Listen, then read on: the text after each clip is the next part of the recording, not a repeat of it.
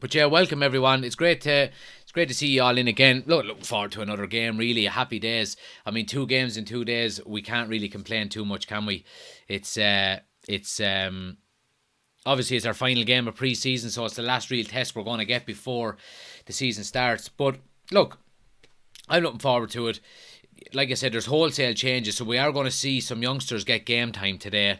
Let me just pull up the. Let me pull up the starting 11 here.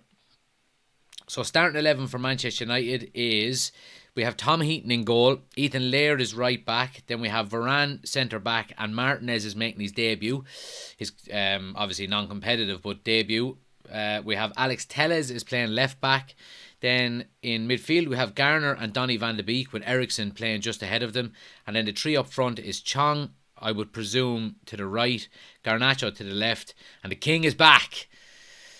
Ronaldo up front. So look, wholesale changes. To be honest, I'm quite looking forward to this game for that reason alone. Given the fact that we're getting some good, we're going to get a good look at some of these young players playing. Garnacho, Chong obviously is not a youngster anymore; he's 22. But Jimmy Garner is getting a run out.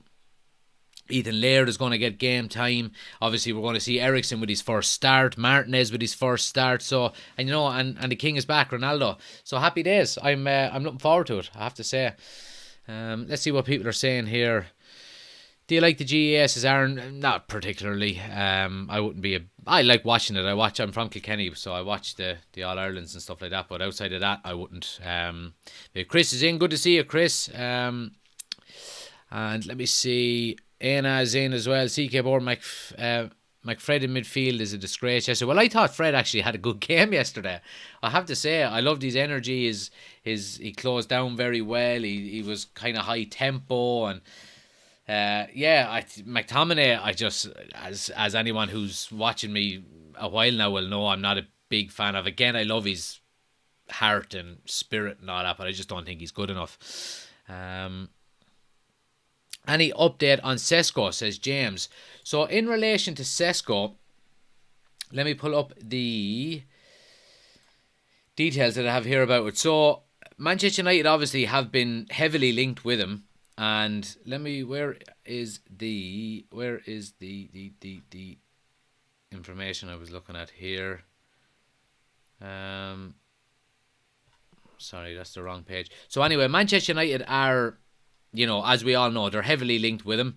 And RB Salzburg, I always get it mixed up, Salzburg and Leipzig. So RB Salzburg are not wanting to sell this summer, and they preferably want to hold on to him for another year and sell him next summer. So automatically that's going to add, a higher price tag onto him. But in relation to the reports, let me just have a quick check here. Where did I see the tweet?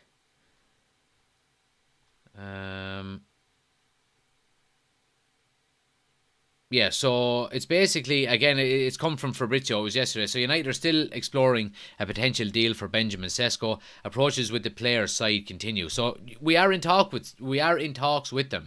So it's going to be, look, will we get him?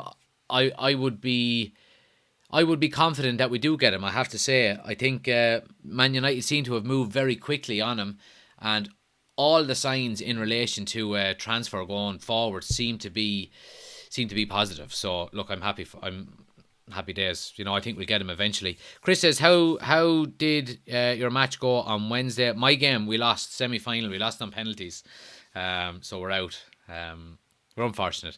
We missed 3 penalties, I think it was. Yeah, I didn't take one now, but yeah, Robbie is in. Good to see you, man. How's the fantasy team looking? Who do you have up top? And how many players, how many United players made it into your team? So I'm actually had issues logging into the fantasy football this morning, and I can't look at it on my phone because I'm using it for TikTok. Do I have any United players in? I think I have. Do I have any Man United players in? I think I have Ericsson in my team. so far. To be honest with you, like the fantasy football, it's a week away, and I'm still like, I pick a team and oh Jesus, that's crap, and then I go back and I change two or three. So I'll end up just picking a team next maybe Friday morning and just going, oh fuck it, here we'll go. But for anyone who is watching, guys, make sure that you do join our Fantasy Premier League, because we do have the United Community Channel League. Anyone who's watching on YouTube, the link, the QR code is there for our link tree. You'll get our Fantasy Premier League there. And anyone that's watching on TikTok as well, if you click on my homepage, there's a link tree there, and our FPL League code is there. You can just click on the link and it'll automatically bring you to it. So make sure you're joining that as well. Chris says, I read the agreed personal terms with Sesko. Yeah, so supposedly personal terms are agreed with Sesko, and it's just down to the negotiations now between United and RB Salzburg.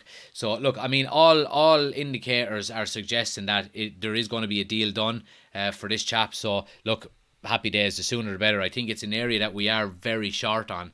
Like if you look at, we played a game yesterday, and only for Sancho fell down with an illness, it would have been Sancho, Martial and Rashford again. Now you look at 24 hours later and you look at our starting lineup up front. Obviously we have Ronaldo, but we're looking at having Chong and Garnacho as our two wide players. So we're very thin when it comes to attacking options. Bobby is in. Good to see you, man. Irish lad, where did you get the jersey? 1990 season. Yeah, it's a replica. I got it online. I got it a couple of years ago now, but I can't remember the name of the website. But yeah, it's a replica. It's not the real one now or anything like that. I do have the first Manchester United jersey I ever had was it 92, 93? The one with the laces on the chest. Yeah, I think I was only 5 at the time. Yeah, so that was the first one I've ever had. But yeah, let's see. Mikey is in. Good to see you, pal. 3 penalties missed. You better attack the transfer window. Absolutely. We still need a midfielder, says Chris. We do need a midfielder, and look, you would be hoping eventually we do get De Jong over the line. Again, there hasn't been much talk about De Jong, and I don't think there will be until next week. Obviously, Barcelona come back from their pre-season tour next week. There has been some slight updates on it. Let me see, can I find them here? But I don't expect anything major to break until next week. There has been reports here from Cadena Ser. I'm not 100% sure this outlet. Let me just have a quick check. No, I'm not 100% sure the outlet. They do have 1.3 million followers, and it's followed by the likes of Fabrizio Romano. But it does say that Barcelona will now officially tell Frankie de Jong to leave the club immediately. But again, I mean, Barcelona can tell De Jong to leave at any time. It doesn't mean he has to. He's contracted to them, and he's entitled to get his wages. This 17 million that they owe him is a major sticking point. And I don't think he will leave until he gets paid that money. And he's dead right. As much as I want him playing at Manchester United, I think he's dead right to hold his ground and not be pushed around by Barcelona, because what they're doing is just an absolute disgrace. To not be paying one of your current players and going out and spending massive money on the likes of Lewandowski and Rafinha and all of these types of players, it's just disgraceful. So... But yeah, I mean, look, Barcelona can ask him to leave all they want. It doesn't mean he has to. But again, look, I mean, like, I think the main thing with Barcelona, and I think why Frankie de Jong will eventually get his money, and this is why I'm confident that we will eventually get him, is because Barcelona will need him off the books, or else they won't be able to register some of their new signings with La Liga. So it's I mean, Barcelona are caught, and the only way that I can see De Jong leaving is if he gets paid the wages that he's owed. So I think he's just going to hang on. He's going to hang on, and it's going to drag on until the last minute. But eventually Barcelona will say, well, look, we don't want him, so let's just pay him and get him out of here. And as soon as that happens, the deal between Man United and Barcelona is already agreed in terms of a price tag. It's just about, putting an offer then to Frankie de Jong and getting him to sign, Crazy Irishman is in. Good to see you, man. Thanks for joining us. Need more than De Jong, says Chris. Red Barca has offered De Jong only 7 million of his deferred wages. Yeah, I read that myself. Crazy Irishman says, congratulations on 1k subscribers. I appreciate it. Thanks a lot. Anyone new that's watching, guys, do go and hit subscribe. We hit 1,000 subscribers the other night, so we're delighted with that. We were aiming at trying to get it before the start of the season, so we did. We when I first started the channel, my goal was to get 1,000 subscribers before Christmas, so we absolutely smashed out of the water. We're going for 5,000 before Christmas. That's the new goal. But yeah, so anyone who hasn't subscribed to the YouTube channel, anyone on TikTok, you can find a link on my homepage. Go and subscribe to the YouTube channel, and you won't miss out. And as well, look, I mean, if you want the full experience, anybody on TikTok, you can head over. We're live on YouTube now as well at the moment. We have the starting 11 on the screen. We have the scoreboard there. We have the ticker tape on the bottom as well. So make sure you go over there and give it a look. And smash the like button as well for us, guys. We're nearly at 1,500 likes on TikTok already. And anyone that's on YouTube, if you haven't already done so, please take a second, hit the thumbs up button. It helps the channel out a ton. The youngster 35 is from Nigeria. Good to see you. Thanks for joining us. Who is our best midfielder? Says SJTMA. So our best midfielder, I would go as far as saying maybe Christian Eriksen is our best midfielder at the moment. But again, look, there's different roles within the midfield, so it's hard to give that. You know, if we're saying, right, who's our best defensive midfielder, it's probably Fred. You know, who's our best number 10? It's probably Bruno Fernandes. Who's our best number 8? It's Eriksen. You know, so but yeah. Aspect says, I'm betting my house on Garnacho goal. Well, there you go. I mean, I'd love to see him get a goal. It'd be great to see the young lad getting a goal, and I'm glad that he is after getting some game time, because he went on the pre-season tour all the way to Thailand and Australia and didn't get a minute, you know, so I'm happy to see him getting some game time. I mean, when it comes to Garnacho, I do get a bit worried the fact that he didn't get any game time. Now, obviously, the manager will have good reason for that, but he only has a year left on his contract, and we're negotiating with him to sign a new deal, and he hasn't signed it yet. So, you know, do you have to maybe plumose him for a couple of weeks, couple of months, and, you know, get him into the starting, not the starting 11, but into the first team squad, and, you know, he'll say, right, okay, I'm there, you know, rather than just completely dismissing him for now because he's so young. Would that maybe force him to say, well, I'll go off somewhere else and sign for someone else? So who knows? Anyway, cheers.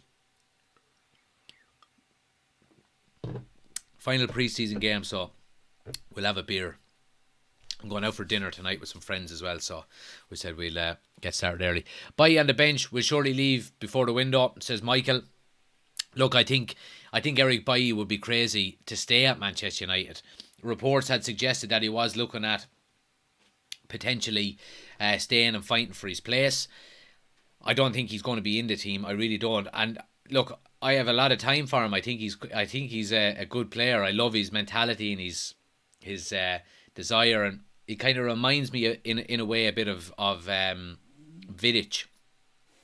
But he just can't stay fit, you know, and that's the problem with him. So yeah, look, I'd be surprised if he didn't leave. It looks like Mourinho is looking for him.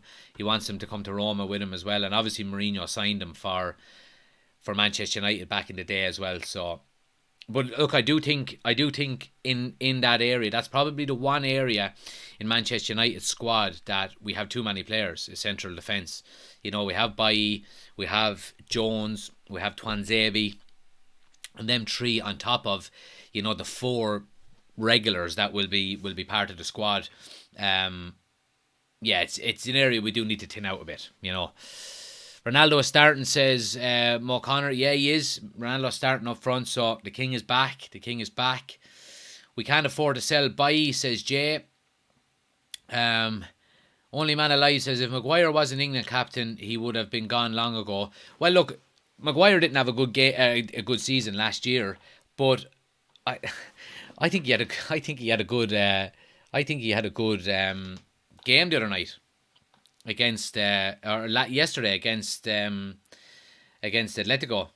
So I don't know. It's I thought he played well. I thought he covered his positions well. I thought he covered his teammates quite well as well. He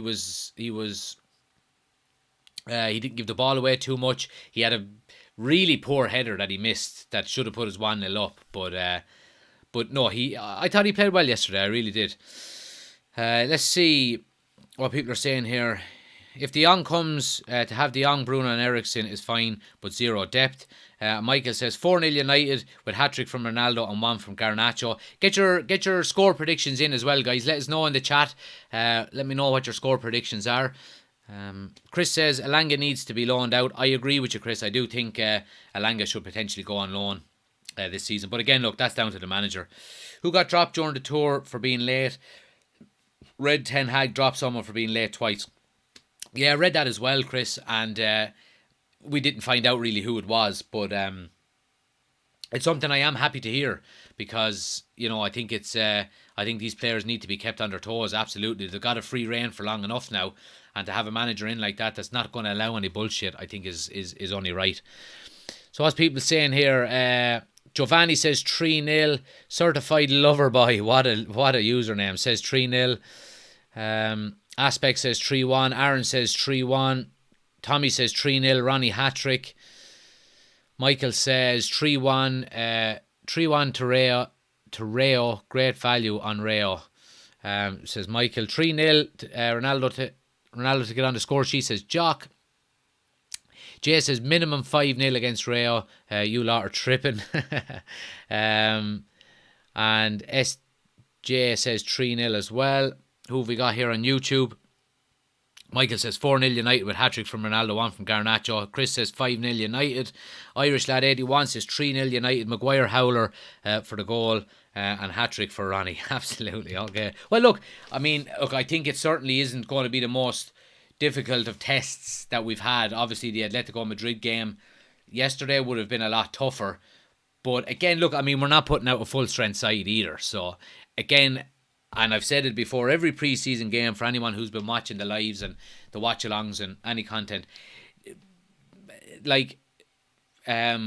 results are not overly important in pre-season. They really aren't, and I think it's all just down to the performance more so. And that's why I wasn't overly disappointed yesterday. I thought our all-round performance yesterday wasn't overly bad. I don't think it was as good as some of the performances we had in pre-season, but it wasn't a poor performance.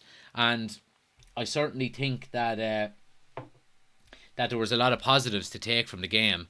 So, again, same with today. If we can get a good performance, we're getting minutes into the legs of some players who haven't got game time.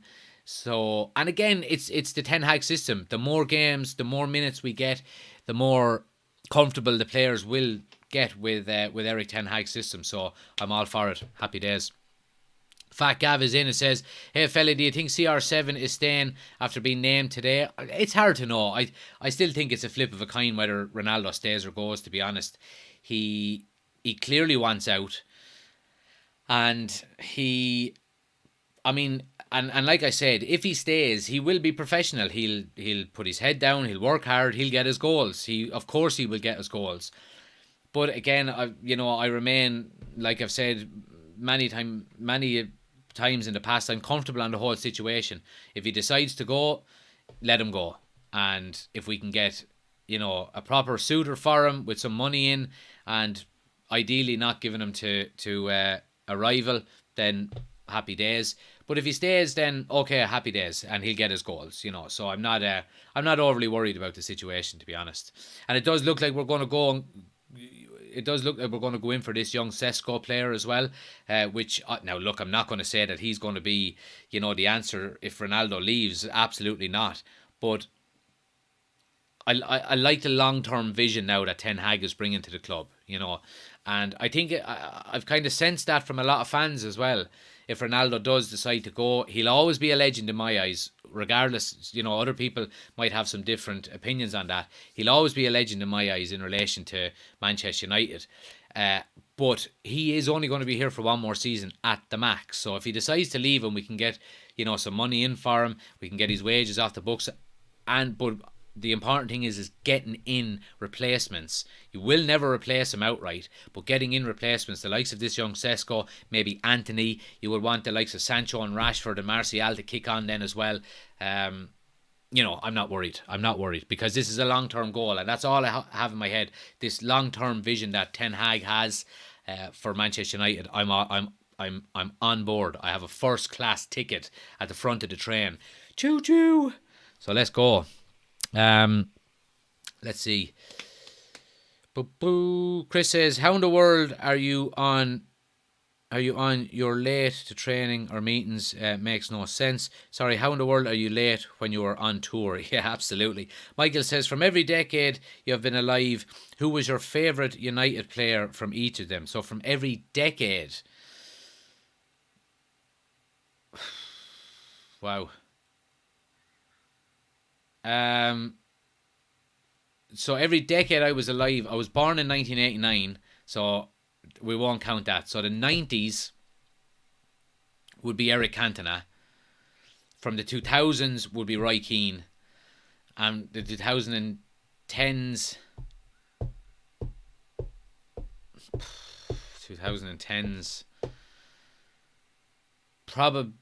2010s, I would probably... I'd go with Paul Scholes. Paul Scholes, because he deserves it. He was class. So yeah, that'd be my three. Let us know your three. Cottle is in. Good to see you, man. Albie is in and says, "Well, boy, what do you think about Benny McCarthy coming in? He's not a legend, but he has the medal to put on the table to prove he's done it in his career." Yeah, well, look, Albie, them ones are kind of hard to work out. And, you know, when a coach comes in like that, you know, in the background, that kind of comes in under the radar. Like, we don't know what kind of a coach he is, and, you know, you'd want to be camping outside a Manchester United training ground every day to have that kind of knowledge. So look, I'm all for it. I'm under no illusions that Eric Ten Hag knows what he wants, and supposedly this, you know, Benny McCarthy will fit the bill for him. He's going to be working with the attackers, the strikers and things like that in terms of movement and finishing and stuff like that. So look, I'm all for it. The more help we can get in relation to improving our players, the better, you know, so I'm all for it, absolutely. Chris says, Cantona, Giggs and Ronaldo. Oh, no, you can't go with Ronaldo, because Ronaldo didn't play for us in... Oh, he did. Oh, no, he didn't play for us in the 2010s. So you'd have to go with...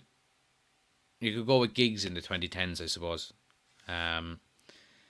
Those new training tops are awful. They're wearing today. Yeah, they wouldn't be the best ones now, to be honest.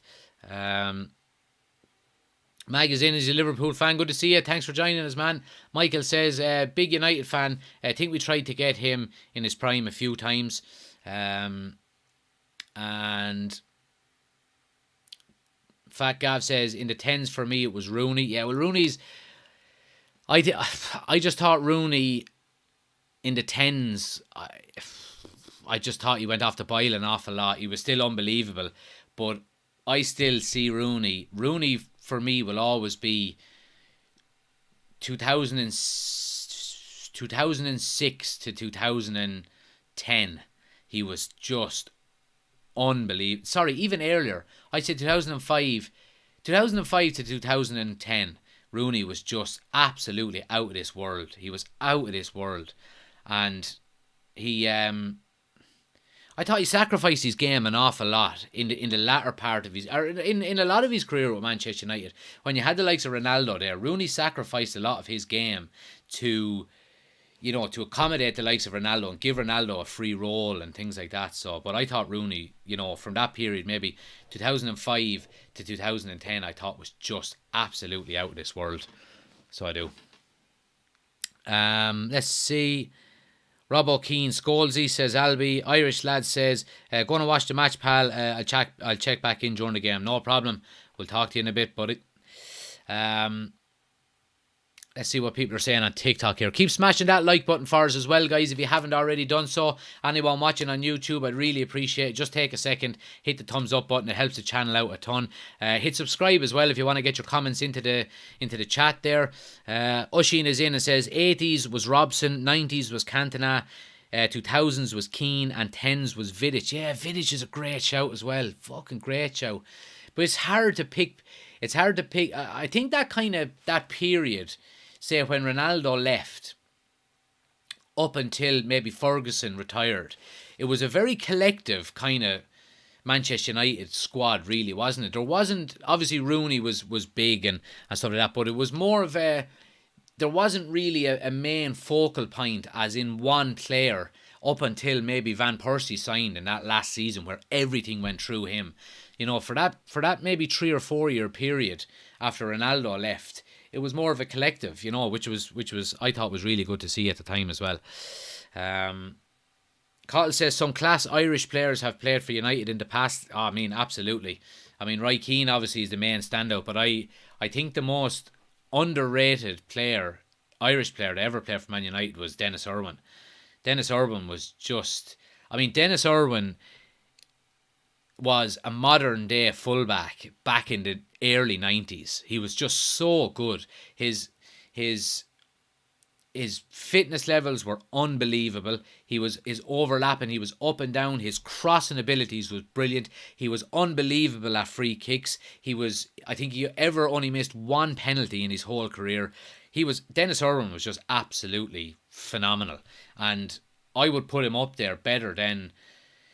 I think he's on a par with the likes of Ashley Cole for left back. I think Ashley Cole and Dennis Irwin are the two greatest left backs ever to play in the Premier League, you know, and I would put the likes of Robertson up there. I don't think Robertson would get close to either of them either, even though he is a very good fullback as well.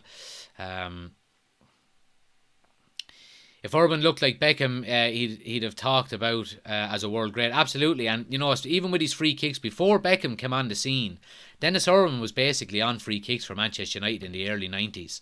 And he used to score some amazing free kicks. For anyone who's never seen it, go back and you know, check it out on YouTube. Some of Dennis Irwin's goals were unbelievable. Obviously, Beckham came along then, and you know he was the free kick master. So it was just obvious that he pushed out. But as well with it, Dennis Irwin took the majority of the penalties for Manchester United in the early 90s as well. But obviously then Cantona would have kind of took over from him and stuff like that. And you know, but Dennis Irwin was some player. Rooney was more influential than Ronaldo at United. I'd agree with you, Mickey, there 100%, absolutely. I think, and his longevity there as well, you know, just proved that. He said Dennis Irwin is and always will be my most favourite player, says Mickey. There you go. Chris says 80s his favourite player was Robson, 90s was Cantona, 2000s was Giggs, and 10s was Van Persie. And Oisin says Irwin never injured either. No, never injured. And a proper pro as well. You would never hear of any contract issues or how much money he was on or anything like that. He was a great pro. Albie says that's the problem for me. We don't have any Irish anymore. The club is steeped in Irish football history.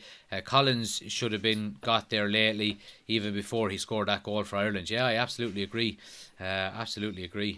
Let me just open this door. Give me 1 sec, guys. Dog is going mental here.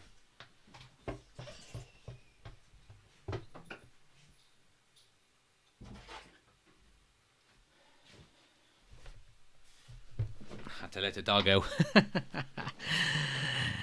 That free kick versus Liverpool in the 3-3 was class. Yeah, it was, Oisin. It was unreal. Why do we as a club protect McTominay? I don't think we do. I just don't think we have anyone else at the moment, Chris. We've needed a centre midfielder for 3 years now and we haven't gone out and got one. So I think that's the reason. How do we think Falcao will play against Martinez today? It's going to be an interesting one. I'm looking forward to seeing Falcao as well. Obviously I haven't seen him in a long time playing. Yeah, he must be tipping along now. He must be well into his 30s at this stage. Cottle says Collins could play for United in the future for sure, absolutely. And Michael says, what breed is your dog? It's a Cavapoo. A big ball of brown fluff. So he is. Where did you get the background? Says Gracie. It's just a picture, Gracie. It's a green screen. So the TikTok has a green screen option, and I got this background made online by a professional, and yeah, so I just use it. That's it. It's not. I would love if this was actually my front room, but unfortunately, it's not. It's all CGI and technology. Falcao's still a top talent. Always liked him as a baller. Yes, I did as well, Mickey. I think I don't know what happened really with him at Manchester United. It just didn't really work out for him at all, did it? But he was some of the goals he used to score was just unbelievable. Where can we get that jersey? This jersey, you can get it online. There's a lot of replica stores that you can get online. Things like DH Gate. You can get replica jerseys and stuff like that. Yeah, I can't remember the name of the website I got this one on. But yeah, they're not overly expensive either. I think maybe 30 quid or so. United Community Channel. Where do you see United finishing realistically? Says Leon. So, look, I think, I mentioned it yesterday on our live as well, that I think if United can improve in the transfer market over the next 3 to 4 weeks before it closes, and we can get maybe 3 more signings in, I think we can challenge for top 4. But I worry that if we don't sign any more players between now and the end of the transfer window, I think we'll struggle for top 4. But look, I think we'll get top 6 easily. I can't see anyone outside of the top 6 challenging, like West Ham or Newcastle or Aston Villa or Leicester or any of them. I think the top 6 is basically sewn up. But I think all will come down to whether we can make more signings in the transfer window before it closes. Are you not embarrassed wearing that shirt, mate? Why would I be embarrassed? I'm a Man United fan, you numpty. Jerry says, nice one, fam. No problem. Lucas says, he Irish? I am. I'm Irish from Kilkenny. Cassie says, do you think Benny McCarthy is the right coach for our strikers? Well, look, I trust the manager. The manager has brought him in, so I have no idea whether he's what kind of talents he has as a coach. I'm sure the manager has done his homework on him. So, yeah, look, I trust the manager. That's depressing knowing we're challenging for top 6. Well, look, the one thing I would say there, Jay, is that, look, like, it's going to be a stepping stone. It's going to be a long build with Erik ten Hag. We're not going, okay, let's take, for example, when Pep Guardiola first took over at Man City. Did they finish 4th? Something like that. So he went out, he bought the next season, and so he came in, got his players in, couldn't get all of the players in one transfer window. The first season was a poor season. Second transfer window then got more players in, and you started to see the Pep Guardiola style of play and team that he wanted. And that's what's going to happen here with Ten Hag. I'm under no illusions that it's going to be a lot tougher for us to get back to the top than it was Man City, when Guardiola took over, because they were virtually already there. But it has to be a slow build. We're going to have to be very patient in terms of the build-up of this squad and give the manager time. So, look, I'm in no hurry. As long as we get back to playing good football, which I think we can start, we can see glimpses of already, I'm all for that. So, let's just keep tipping away. Let Ten Hag do his thing. Let him get the players in that we can get in this summer. And players that we can't get in, okay, let's maybe try get 1 or 2 in January. Let's get into next summer then as well. Hopefully if we can get top 4 this year, it'd be great. If we could win the Europa League, it would be great, and be back into the Champions League. That then in turn will attract a higher level, a higher calibre of player, because we'll be in the Champions League. And, that's just stepping stones. On to the next step all the time. But we do have to be patient, We do have to be patient. Kikito says, can you say mathematics? There you go, I just said it. Very long build, says Lee. Bai says, who would you rather play in FPL, Matty Cash or Leon Bailey? Who would I rather play in FPL? That's in fantasy. I don't know, to be honest. Sorry, I don't know that.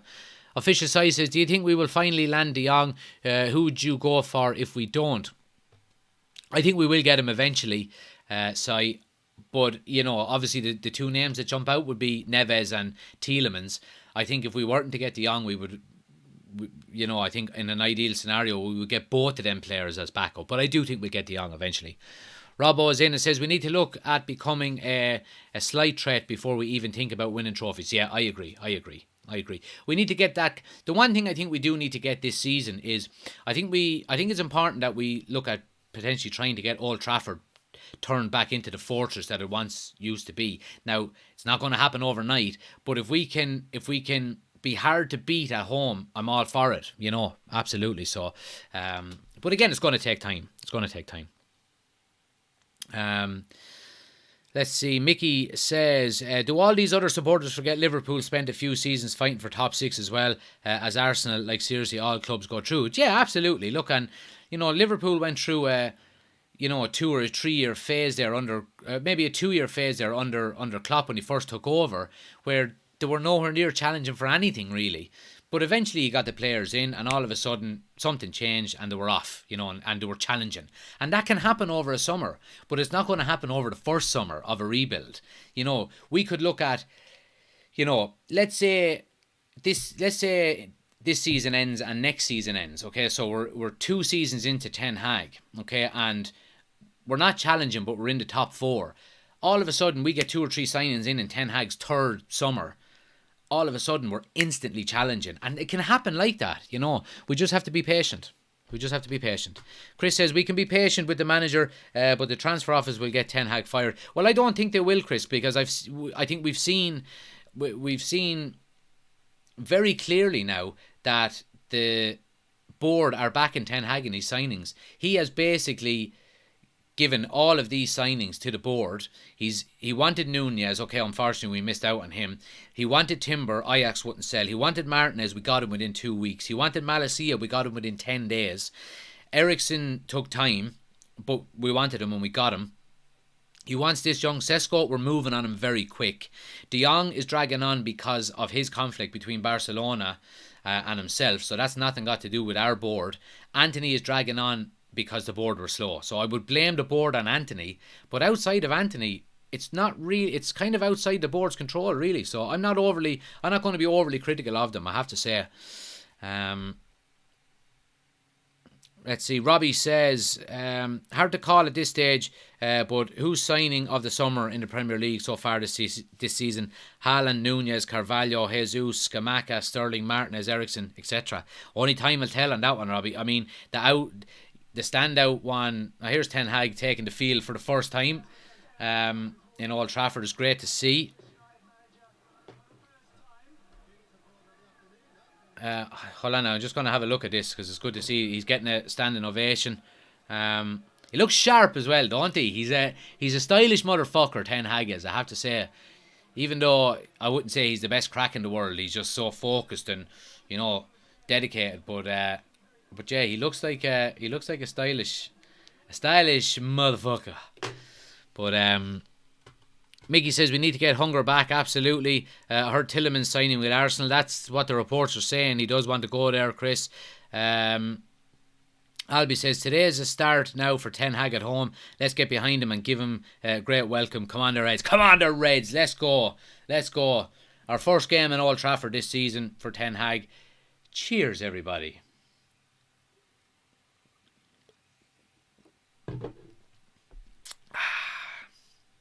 It's Sunday. It's a bank holiday. So what else would you be doing?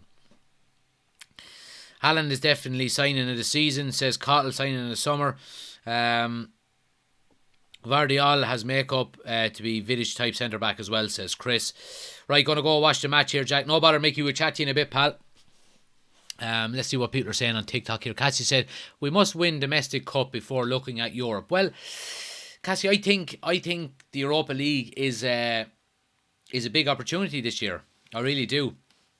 I think we could, especially if we get a couple more signings in, I think we could make a real go at it. And I think it's probably our best chance of getting into the Champions League next year. Obviously, you don't want to be putting all your hopes on Europa League. You do want to be doing well in the league and trying to get top 4. But it certainly is one of the primary objectives of the season, I think, to get into Champions League. Jock says, I agree, but 2 or 3 more over the line would be nice. It would be lovely. If we could get De Jong in, Anthony in, and young Sesko in, I think we'd be okay. I really do. It looks as well, just to mention that Ethan Laird reportedly is going to go out on loan to Watford, reports have suggested today. And reports have suggested, now again this is from the Daily Mail, so let's take it with a pinch of salt, that Man United are now ready to pay the 20 million deferred salary of Barcelona's Frankie de Jong and offer him €550,000 a week salary as a new signing. Now again, this is coming from the Daily Mail, so let's take it with a pinch of salt, but you know, it was always going to be on the books that United would have to pay that deferred wage. And I mentioned it before. I said minimum £350,000 a week. So you're looking at over 400 grand euros. And that report is saying 550,000, which I think that's a bit too high. I think that's what Ronaldo is on at the moment. So I would be surprised if he got that amount. But yeah. Let's see if we have any new updates here.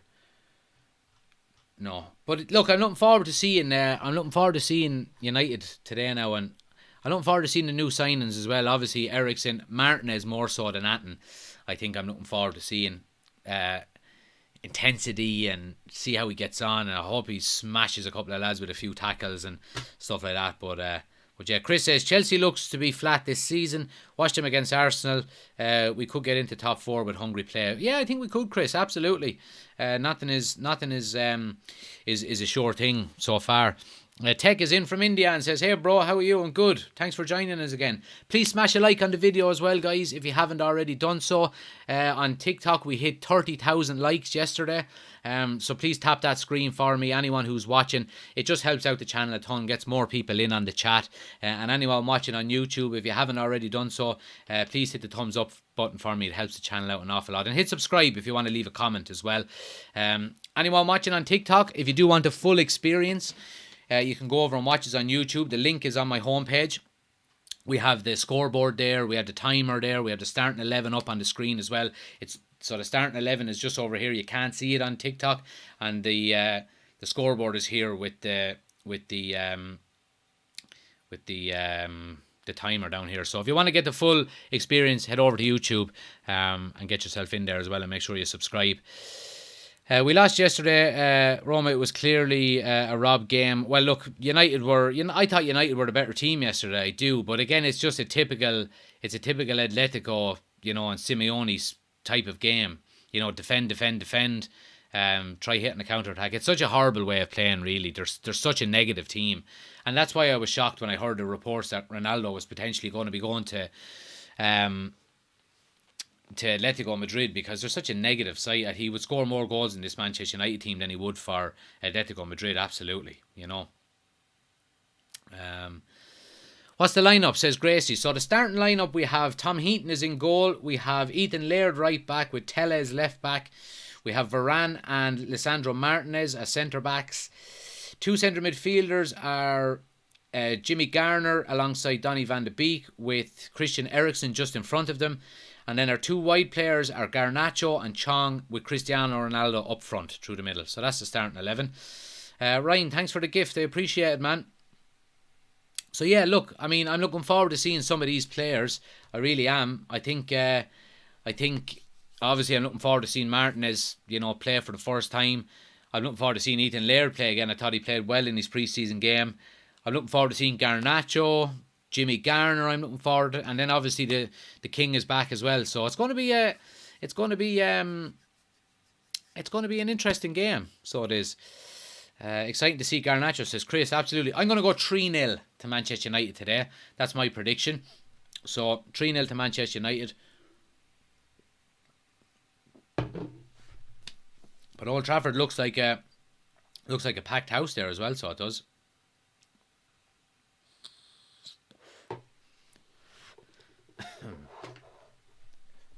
See what people are saying here. I'm watching the F1 now, later, the Commonwealth Games. Says take absolutely, yes. So the Formula 1 is on today as well. I usually watch the Formula 1, but obviously with this game on, I'm not going to be watching it today. But Chris says Old Trafford is sold out. Yeah, it certainly does. I think it is sold out, but look, it's always going to be sold out. Ten Hag's first game and all of that, Cottle says, same here, 3-0 goals from Garnacho, Ronaldo and Van de Beek. There we go. I'm looking forward to seeing Van de Beek as well. I hope he can get his confidence back and, just get down to playing games. And, I do think he will get game time under Ten Hag, absolutely. I hope he can just regain some of his confidence and yeah. Cam says, will we watch the game here? No, so I can't. I don't live stream the game, Cam. It's not allowed on YouTube or on TikTok. So I'm just doing a watch along and commentating on the game myself here, and keeping people updated as the game goes on. So that's what we're doing here. But you're more than welcome to stay and join. Prediction is 4-4 draw from Tech. Wow, you're not giving our defence much of a chance there. Martinez to concede 4 on his debut. Alex says, I have Spanish relatives, some Real Madrid fans, some Vallecano fans. They're a very good team tactically with their players, just don't have the financial backing. There you go. Absolutely. You know a lot more than I do, Alex. But yeah, I mean, I don't try and pretend I'm this guru that knows, football all around the world. I'm a Man United fan, you know what I mean? I know players who are linked with Man United, and obviously, the big teams and stuff like that. But we playing again, says Goonie. We're playing again. We're playing Rayo Vallecano in Old Trafford. Final pre-season game before the start of the season next week. Alfie is in. He says, I support Man United. Good to see you, Alfie. Thanks for joining us, pal. Thoughts on Sancho this season, says Minion. I have a feeling Sancho could potentially be our player of the year this year, and that's the prediction I'm going with. Now again, that's always a wide prediction when you're trying to predict one player to be player of the year, but I'm going to go with Sancho as player of the season. I have a feeling he's going to kick on and have a very good game, a very good season. I really do. Padre says Max won the F1 race with Lewis in second and George Russell. Yeah, I mean, Mercedes are starting to kind of find their feet a little bit, aren't they, and getting back up. Like the first 4 or 5 races, they were all over the place with the porpoising of the car and stuff like that. It was a nightmare for them. But I'm a big Max fan anyway, so I'm delighted for Red Bull and for Verstappen. So, Gracie says, I'm after tapping 2,000 likes. Fair play to you, Gracie, and another 8 and show you and show the game. I can't show the game. If you could give me 80,000 likes, I still wouldn't be allowed to show the game because I'd be thrown off. Someone would report me and then it'd be game over for the channel, So I wish I could, but I can't. But thanks for the 2,000 likes. If everyone that's watching can tap the screen and give 2,000 likes, the channel will blow up. It'll absolutely blow up. So I'd appreciate it if you could just tap that screen for us. Anyone who hasn't on YouTube, hit the like button as well. Let's see. Cam says, thank you. I will be there until 90 minutes. You're more than welcome. Thanks for joining us. I think we'll have the win anyway, says Alex. Tech says, yes, Bayern trashed Leipzig 5-2 and PSV trashed Ajax 5-2. Okay. And Chris says, planning on going to the United game after January, planning to spend the weekend travelling England and seeing games. Very good. I'm actually going to England myself for 3 different games this season. So I'm going to the 3 Europa League games. Well, I'm going to be going to at least 2 of them because myself and my friend have season tickets for it. So he'll be bringing his son to one of them, and I might bring my dad to another one. So yeah, I'm going to be in Old Trafford a couple of times this season myself, so I'm looking forward to that. Cam says, what do you think about the De Jong saga? I'm very calm on it. I think we'll eventually get him, Cam. I reckon next week we'll know an awful lot more once they're back from pre-season tour, and I think we'll get him eventually. Paddy says, what county are you from? I'm from Kilkenny, Paddy.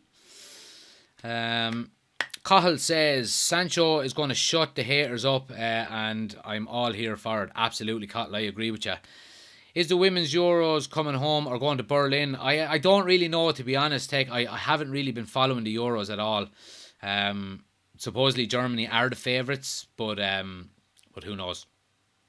Paddy is from Tip. Good to see you, Paddy. 20 times, says Han Limerick. Yeah, you fucker, yeah. Who do you support in League of Ireland? I don't really have a team in League of Ireland, if I'm being 100% honest. I would probably support St. Pat's if I was pressed. But, and it's only because I went to college in Dublin for a year and I lived down the road from the stadium, and I used to go to a few of their games. But I used to be a big Kilkenny City fan until obviously they folded about 15 years ago or so. But yeah. Michael says, did you know that Max Verstappen's dad was a taxi driver in Belfast? His name was Hanks. When a person got into the taxi, was said, Hanks Verstappen. Fuck off, Michael, will ya? That's the worst joke I've ever heard. Did you hear the one about Danny Welbeck's father? He was a bomb disposal. He was a bomb disposal. What's the word? He was a bomb dispose. I can't. I have it. I'm tongue tied. Yeah, he was a bomb disposal expert. So he dismantled bombs, and he was let go by the police force there only a few weeks ago. His first name was Stan Welbeck. Now there's my bad joke. Oh God, you do love a bad joke, I have to say. Oshin says, looking at today's bench, who are you looking forward to seeing break through under Ten Hag? Obviously, Garnacho is the main one. You'd love to see him going forward, but I'd like to see James Garner doing well as well and potentially getting into the squad, Oshin. So them two, yeah. I'm going to the Brighton game, Ten Hag's first Premier League game. Hope we can win. Oh, happy days, Cottle. That's a good game to be going to. A nice one. Alex says, hopefully I can visit Old Trafford in the future. Very weird to call a place I've never been home, but it's home. Absolutely, there you go. No one beats USA women's team, says Chris. Please talk about CR7 matter. Well, there's not much to be talking about at the moment, really. We don't know whether he's going to leave or not, so there's not much to say yet, Mr. Noble, but look, we'll find out sooner or later. Bobby says, what's the score? Hasn't kicked off yet, Bobby. 5 minutes or so to kick off. Michael Delaney says, Waterford are beating St. Pat's 3-2, right? Okay. Interesting. Look, to be honest, I'm not a massive follower of the League of Ireland the last couple of years. It's been all Manchester United, really. We should also chant Viva Ronaldo. Oh, we love you, Vallecano. Screw up. Screw you, Viva Ronaldo. And there'll be no booing of Cristiano Ronaldo now. I won't be having it on my watch. No booing. There's been reports suggestions of him getting booed, but no, he's always going to be a legend at Manchester United. If he wants to leave, fine. He's only leaving for personal reasons. And personal, it's nothing personal against Manchester United. Well, maybe it is a little bit, but let's see. I'm going to get my headphones in here so we can get some now we can hear. Varane with captain's armband. Really, I didn't see that now, actually. Interesting if he is. Alex says, love him today. I found a poster of him. I ripped it up when linked to City. Regret. You done it too quick. Let's see. Barry says, what I'm saying is, what about Man United transfer target? Look, I mean, oh yeah, it is actually. Varane is wearing the armband. So teams are coming out now. Martinez is right behind Tom Heaton. He's out fast. Oh, it's back. Old Trafford is back. Come on. Jesus, you'd be buzzing. And the new dugouts as well have been changed. So this is the first game with new dugouts. United have switched from the home dugout to the away dugout. For anyone who's following me on TikTok knows I've done a TikTok on it. So keep smashing that like button for me, guys, throughout the game. Keep tapping the screen on TikTok. It gets more people in on the chat. And anyone on YouTube who hasn't already done so, hit the like button and subscribe for us as well. But here we go.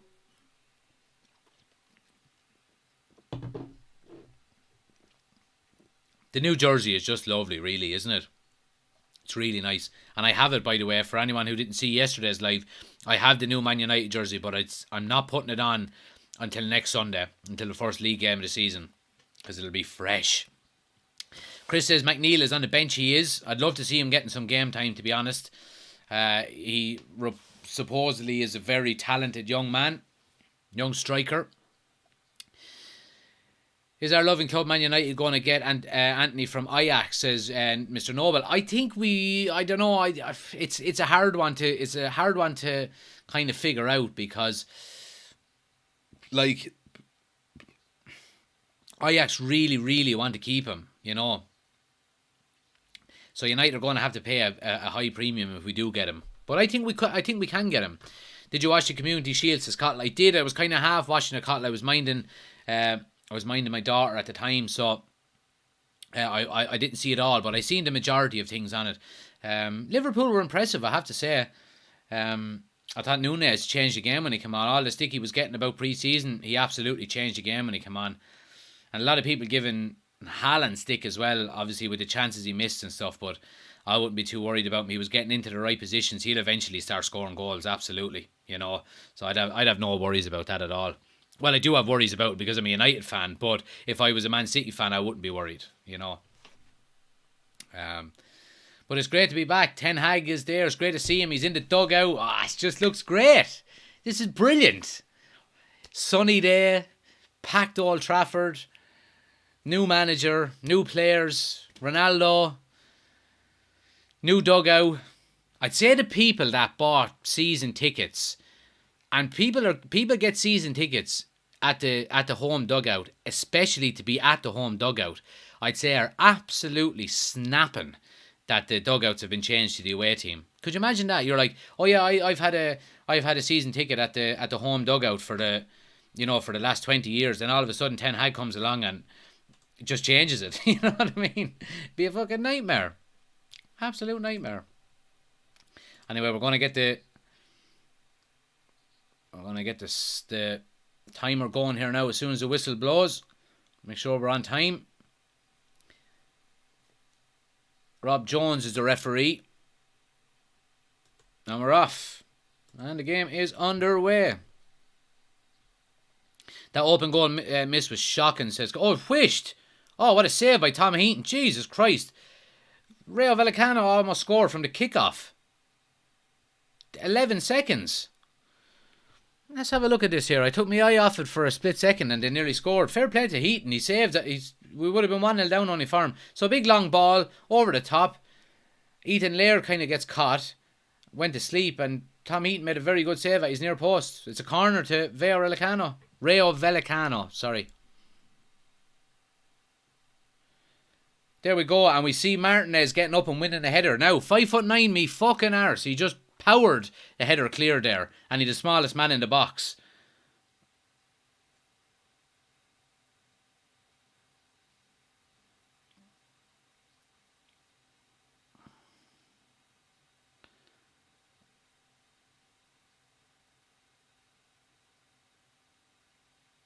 But yeah, that was a dodgy start.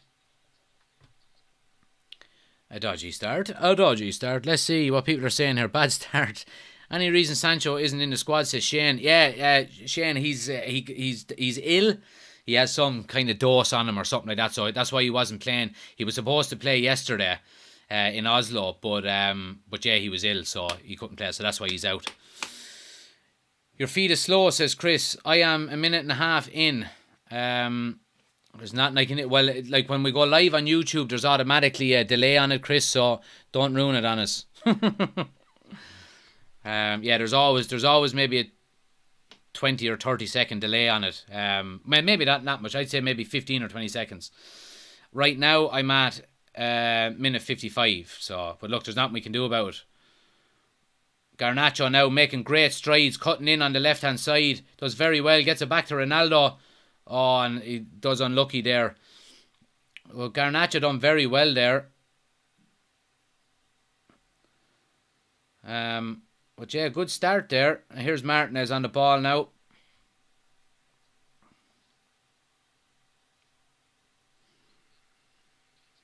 My dodgy box is 1 minute behind, says Robbie. I won't lie, I used to have one. But when I was doing the watchalongs, I was like 3 minutes behind. I had to get Sky in. So I got Sky Sports in for the upcoming season, just so I'll be up to speed, But yeah, I got MUTV as part of the deal as well for, I think it's like €2.50, and you can cancel it whenever you want. So I just got it for the month, so we could watch the pre-season games. So happy days. I'm watching the dodgy stream, says Cottle. I'm always a good bit behind, absolutely. But no, United have started well here now. Look, obviously, Vallecano had that first chance and corner, but United are settling in here now. We're keeping possession well, and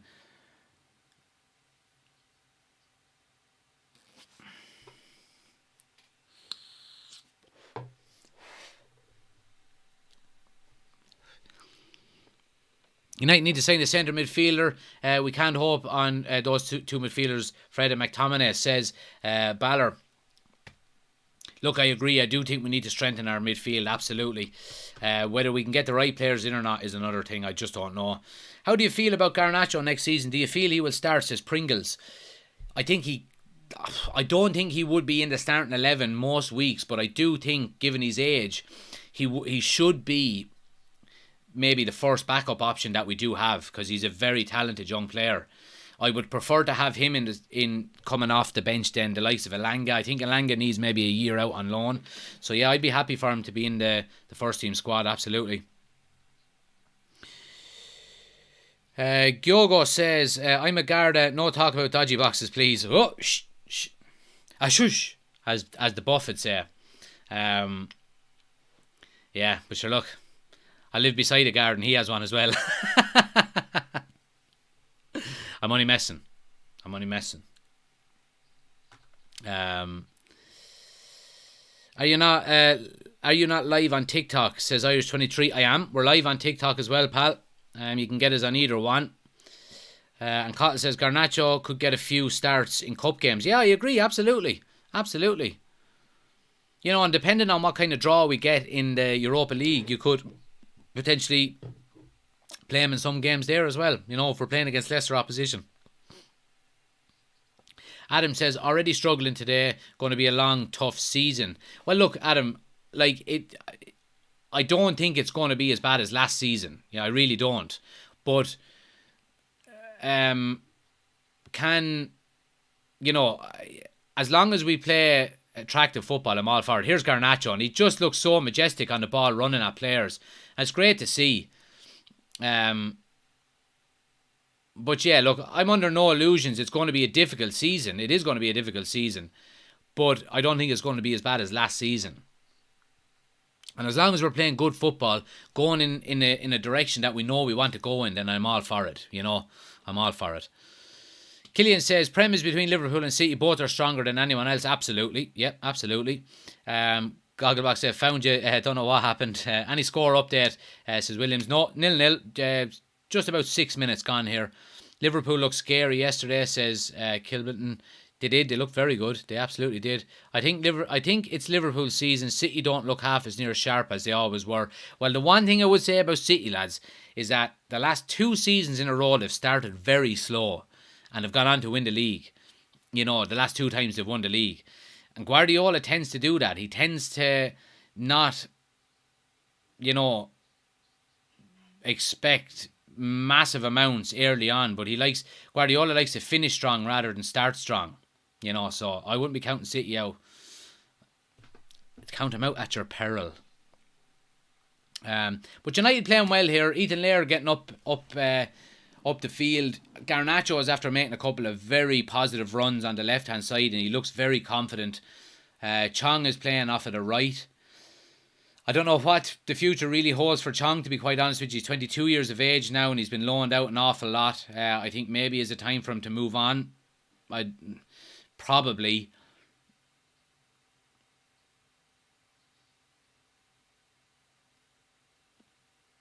I think, at 22 years of age, going out on loan for a third time, is it? I mean, if it hasn't happened by now, you know. Am I Phil Brown? I am not Phil Brown. No, I'm not. My name is Jack. Oshin says, do you think Ten Hag will prioritise certain competitions over others? I reckon he might push for 4th place in Prem and Europa and try to get Champions League, ignoring other cups. Well, look, I don't think he's going to ignore any competition, because I think the more game time we can get and the more games we can play under Ten Hag's system and style of play, the quicker we'll adapt to it and the quicker the players will improve. So I'm all for staying in every competition as long as we can. But you do have to prioritise certain games at certain times throughout the season as well. You know, if we were playing Fulham in the FA Cup 4 days before we were playing Liverpool in the league, you're definitely going to prioritise there. You know what I mean? So it all just comes down to fixture lists as well, you know, and what fixtures land on what days and stuff like that, you know. Keep smashing the like button for us as well, guys. Anyone that's watching on TikTok, let's try to get to 20,000 likes before half time. We're at nearly 11,500 there now, so keep tapping that screen for me and share it as well to anyone who you think might want to join as well. Feel free to share the live. Anyone on YouTube, if you haven't already done so, take a second, hit that like button for me as well. It helps out the channel an awful lot. Rayo Vallecano have numbers over here now, but James Garner does very well getting back and covering.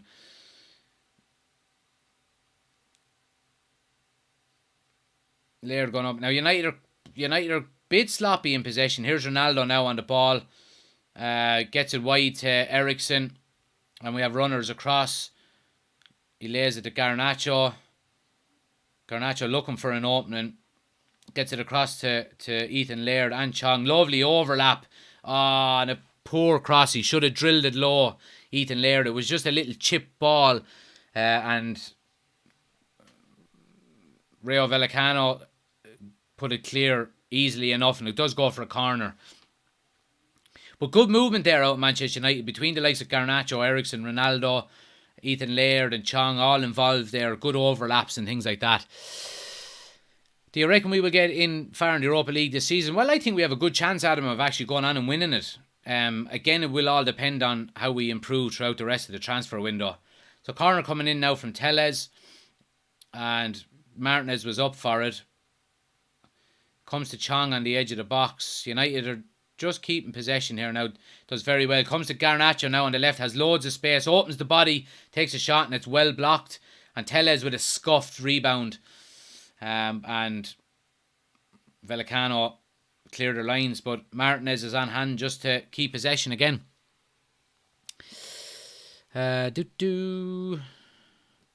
Party Pooper says, where's Sancho? Yeah, he's ill. He has an illness at the moment, so he missed yesterday's game and today's game. Finally, a good series of passing, says Chris. Garnacho trying too hard, needs to pass. Well, look, that's his game. His game is taking on players. So, look, I won't give out to him for it. All says, you told me yesterday City would win. Opinion on City versus Liverpool. I thought Liverpool were by far a better team. Absolutely.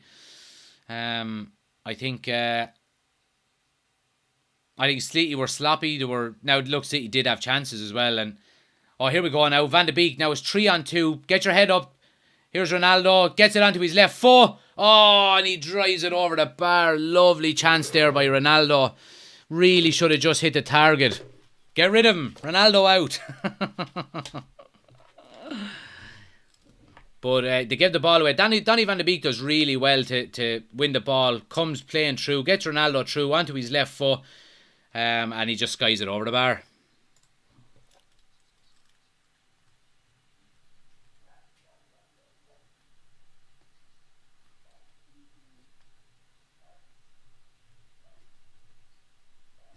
United are pressing quite high now, which is good to see. And there's Martinez in, winning balls back there, and along with James Garner. Great to see.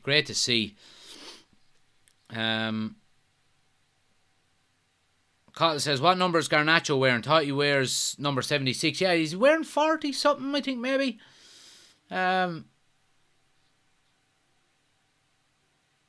I think it's a 46 he's wearing. Not 100% now, but Party Pooper says, does this mean Ronaldo staying? Not particularly. You know, it's still pre-season. We didn't sign Ronaldo until 2 games into the league last year, so doesn't mean he's not going to go, to be quite honest with you. It's flip of a kind, really, at this stage, I would say. Danny needs to play over McTominay all the time. I would agree with you there, Chris. Garnacho is 39, says Chris. Gogglebox is saying 48, and Adam is saying 49. So we're getting a bit of contrast in numbers here. But yeah, he's wearing a number on his back anyway. That's the main thing. Let's see. Yeah, he's wearing number 49. How much Mr. O5 says, how much for your Man U shirt 2008? This one here, you can have it for €1,000. And I'll be sending you nothing because this is a green screen. It's not real. It's just a fake background. It's just a fake background. This is not my real room or anything. It's just a green screen on TikTok. But you can still have it for €1,000 if you want.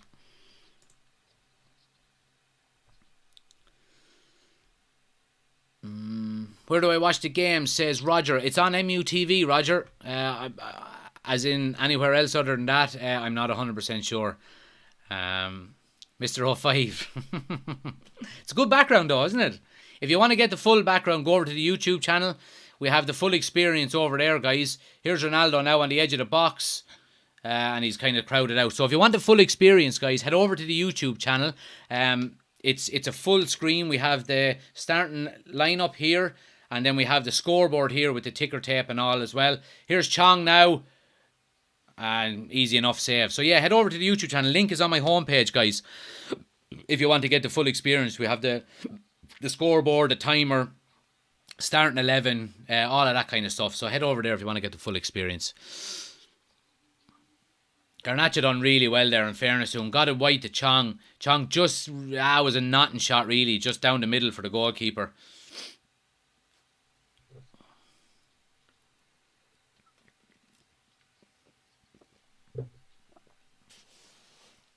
I have to say, Garnacho has been absolutely fantastic so far. He really has. But it is a lively game. It's kind of end-to-end stuff, which is good to see as well. I mean, obviously, look, it's not a competitive game. So, we do want to win, of course. But it's good to see, James Garner loses it on the edge of the box. And Vallecano are in here. But he does well to recover. James Garner does, in fairness. Offside there. Garnacho doing well. Tahi Chong is terrible. Yeah, he's not good really, is he?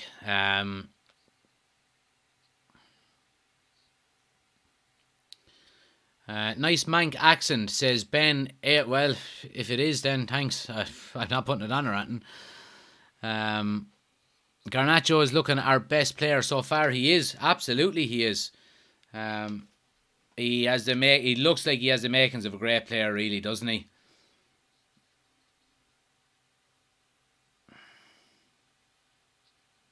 Party Pooper says, I'd be happy for Garner or Donny over McTominay. I'd be happy with my grandmother over McTominay at this stage now. So I would.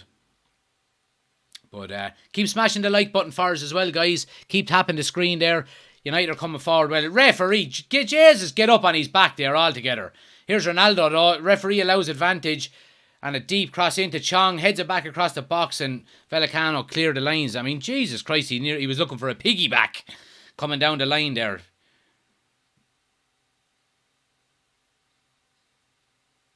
But United break very fast here, which is great to see. I'm liking that over pre-season, seeing that the pace that we're breaking with.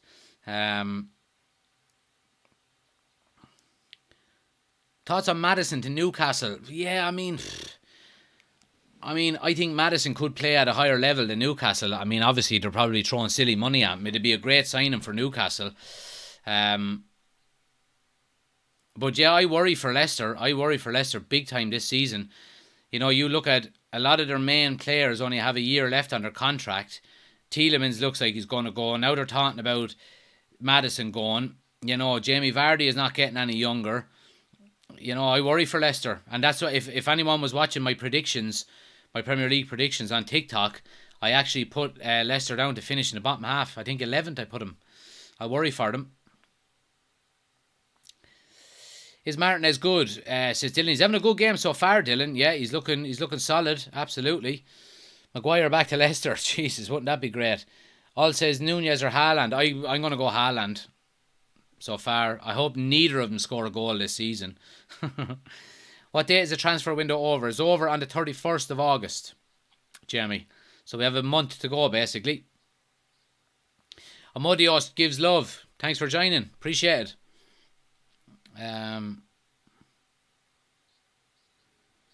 Probably must be Marina. The Duck King is in and says, is your grandmother available? She is, yeah. 200 grand a week. 100 grand of that comes to me just to get her to play. That's the only availability she has. We'd have to get her out of the nursing home though. We'd have to, sign a few forms and stuff like that. But yeah. Chris says, Madison, from bad to worse.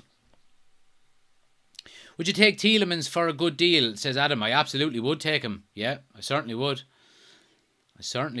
Rob says, go back to commenting on the bog ball. All right, Rob, whoever that is. But United are doing well here, I'd have to say. For such a young squad that's out, such a young team, they're doing okay. Garnacho by far has been our best player, absolutely, so... but yeah, let's see. We probably have the kit man on 200 grand a week, says Cottle. I wouldn't be surprised. Oh, big mistake. Comes to Chong on the edge of the box. Oh, and he gives it away. He's having a mare of a game, the young lad is. Keeper absolutely playing with fire there, so he was. Absolutely playing with fire. Bog ball equals Gaelic. What does that have to do with anything, Rob? Go back commenting on bog ball. I've never commented on bog ball ever. Go back and look at someone else's page. But yeah, a big chance there for Chong. He just kind of got his lines crossed, and now he was closed down quite fast. But yeah, big mistake from the goalkeeper there. We should have really pounced on it. We should have. How's Ericsson playing? Says Dylan. He's actually playing quite well. In fairness, he's doing his usual Ericsson thing, dropping into pockets, never gives the ball away, looking to link up. So I wouldn't be reading too much into performances because, we do have such a young team out. So, if the likes of Ericsson doesn't have a good game, or Ronaldo doesn't have a good game, or it's a bit slower, we do have a... Oh, Falcao nearly scored there. But that just goes to show there, that chance there for Falcao, and it just goes to show you just don't lose them instincts. Like, you just run across the front post, little toe poke, nearly scored at the near post. But I think it's gone for a corner. It looks like Martinez gets a touch, which is good. Oh, no, maybe it was Martinez. United cleared the corner away anyway, and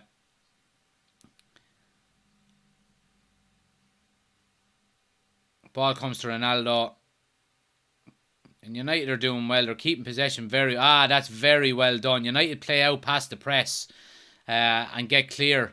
And Ronaldo coming through the centre with it now. Gets a lovely ball to Donny, wide left. Square it, Donny. Oh, just couldn't get the ball ahead of the defender enough. Garnacho was waiting for a tap in, but a great break there by Manchester United. And they play out through Rayo Vallecano's press very well. And break quite fast then as well, which was great to see. James Garner with a crunching tackle there as well, which is also good to see. That's the way to go in by. Chong is absolutely woeful, says Daniel. Can't see the lad making it at United. Yeah, I don't think so, to be quite honest.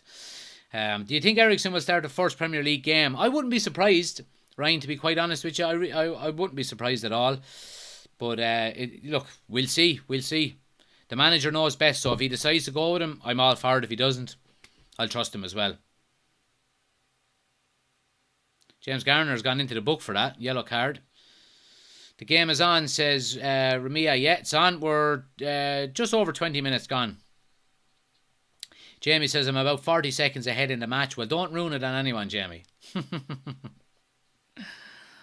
Chong misses another call. Says we probably have to keep. Oh yeah, we read that. We need to find Ericsson more, says Chris.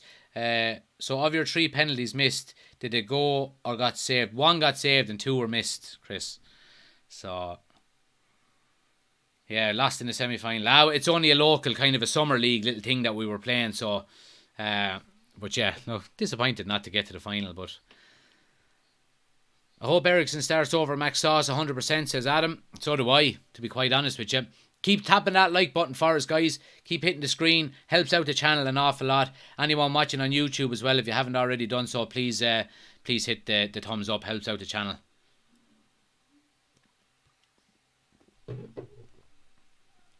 But there we go. Martinez is after winning. That's the third header now. Martinez is after winning. And, you know, a lot of people saying, oh, he's only 5'9" and stuff like that. I mean, he's well able to get up, in fairness to him. Score, please. It's 0-0. Vincent. Hi from South Africa. Vincent is in the building. Good to see you, Vincent. Ronaldo or Martial? Ronaldo. All day. But I do think Martial has had a very good pre-season, and I hope he starts the first game of the season over Ronaldo. But in terms of a better player, you'd have to go Ronaldo, of course.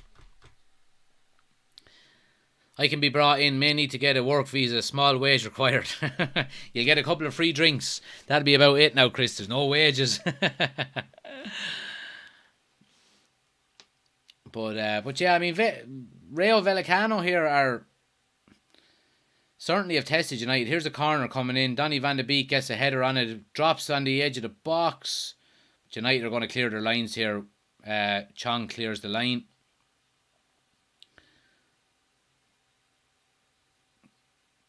But yeah, United are being pinned back here now for the last minute or so.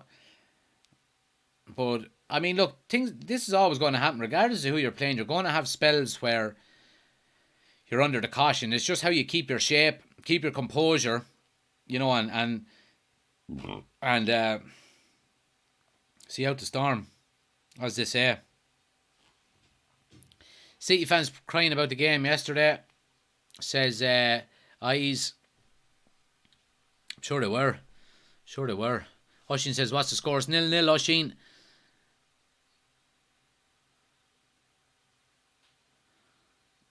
Offside. But look, I mean, game is good so far. Look, it's nothing spectacular. It's nothing spectacular, but United have had a couple of chances. I think with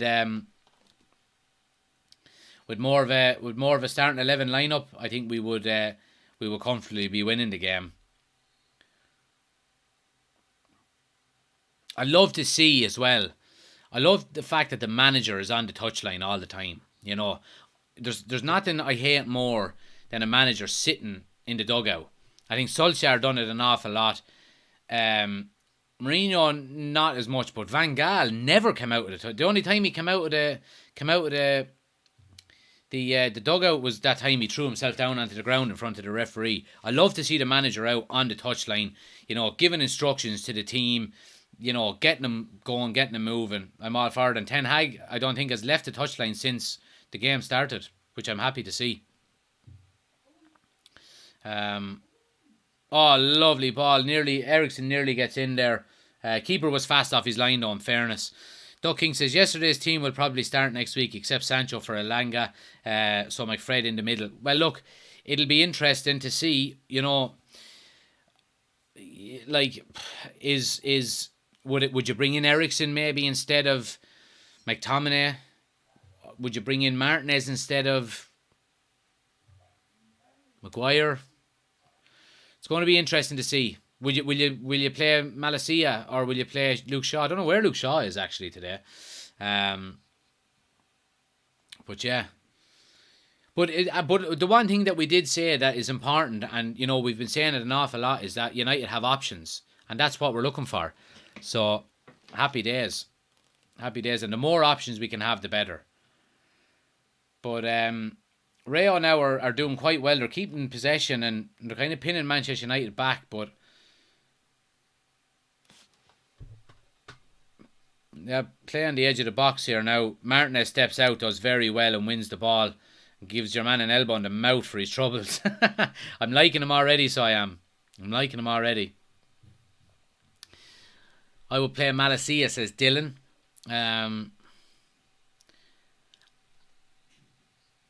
At Protein Bar, this guy, LOL, legend.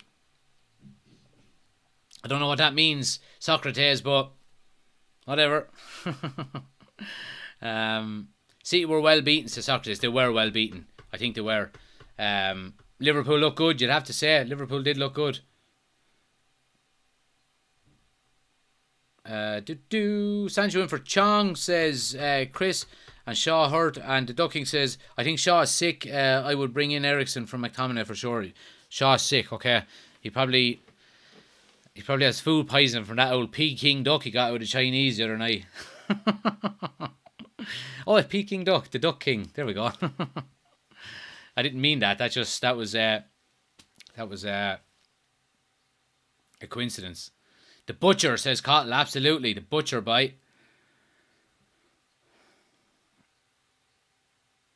But I mean, like, Vallecano are getting their chances here. Like, United are kind of pinned back to a certain extent.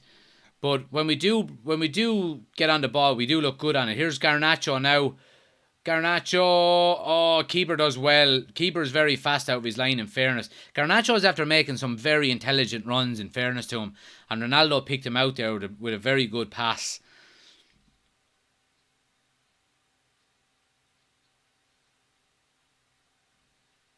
Here's Donny van de Beek now on the ball. Gets it back to Ronaldo. Ronaldo gets it to Ericsson. With United keeping possession now. James Garner. Chong. I mean, that's just a nothing pass from Chong. He's looking for Ronaldo, but ball comes wide to Garnacho here now again. Oh, comes to Chong on the edge of the box with a strike, and it's blocked. And Ericsson! Oh, jeez, I thought he buried it. Oh, what a home debut that would have been for Ericsson, and he's looking for a corner out of it. But it just breaks to him on the edge of the box, and it's just a side-footed kind of R1-0 FIFA. And he goes near post, and it was a corner, but it just skims the post. Would have been a great goal.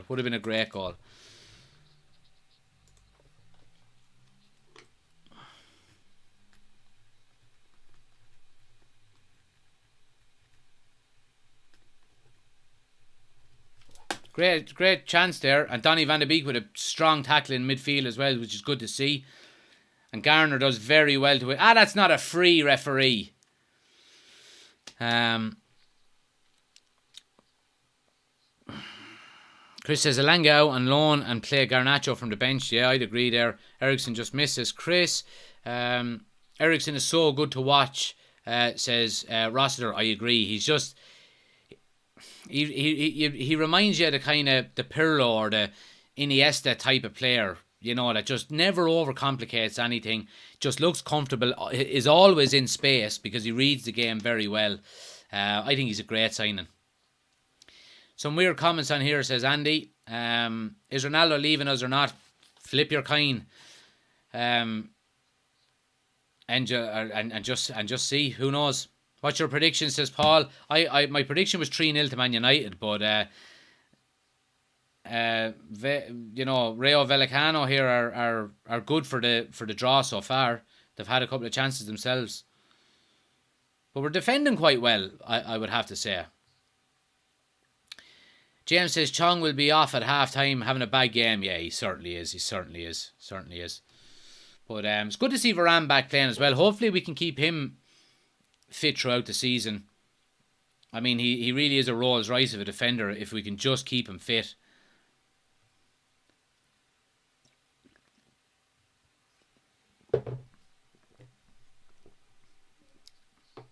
Score 0-0, Bernard or Ben. Rossiter, Charlie McNeil will be interesting to watch if he comes on. Yeah, I'd like to see him come on now. By all accounts, he's a very, very good striker. But I mean, is he going to give 90 minutes to Ronaldo? Get game time into his legs. Let's see what happens. Chong goes out on loan for me, says Binan. Something sucks. Chris says, top of the morning, CR7 is the king. He absolutely is, Chris. And he always will be. Well, no, he's not the king. Cantona is the king. Ronaldo is God. Celtic beating Aberdeen 1-0. Good to hear. On the Celts. Bianca. Whatever. Binance. Binance? I don't know. Change your fucking username. What's the score? The score is 0-0. Chris says tune. But yeah, make sure you keep smashing a like on the video as well, guys. I really appreciate it. Anyone watching on YouTube, if you haven't hit the like button, please do hit the like button. It helps the channel out an awful lot. And we're trying to get to 20,000 likes on TikTok before half time. So if you could tap that screen for me, I'd really appreciate it. We get some of them likes in, and we'll try and get up to 20,000 likes. Helps the channel out a ton, guys. Gets more people in on the chat. And Binance crypto. Okay, I don't know. I'm too old, maybe. I don't know. I don't know what I'm talking about. Crypto. I know what crypto is, of course, but I've never heard of that. Chris says Newcastle United is a massive club. It certainly is a massive club. I'd agree with you. Huge fan base, massive stadium. I can easily see him in the next maybe 4 to 5 years being up there challenging. I really can.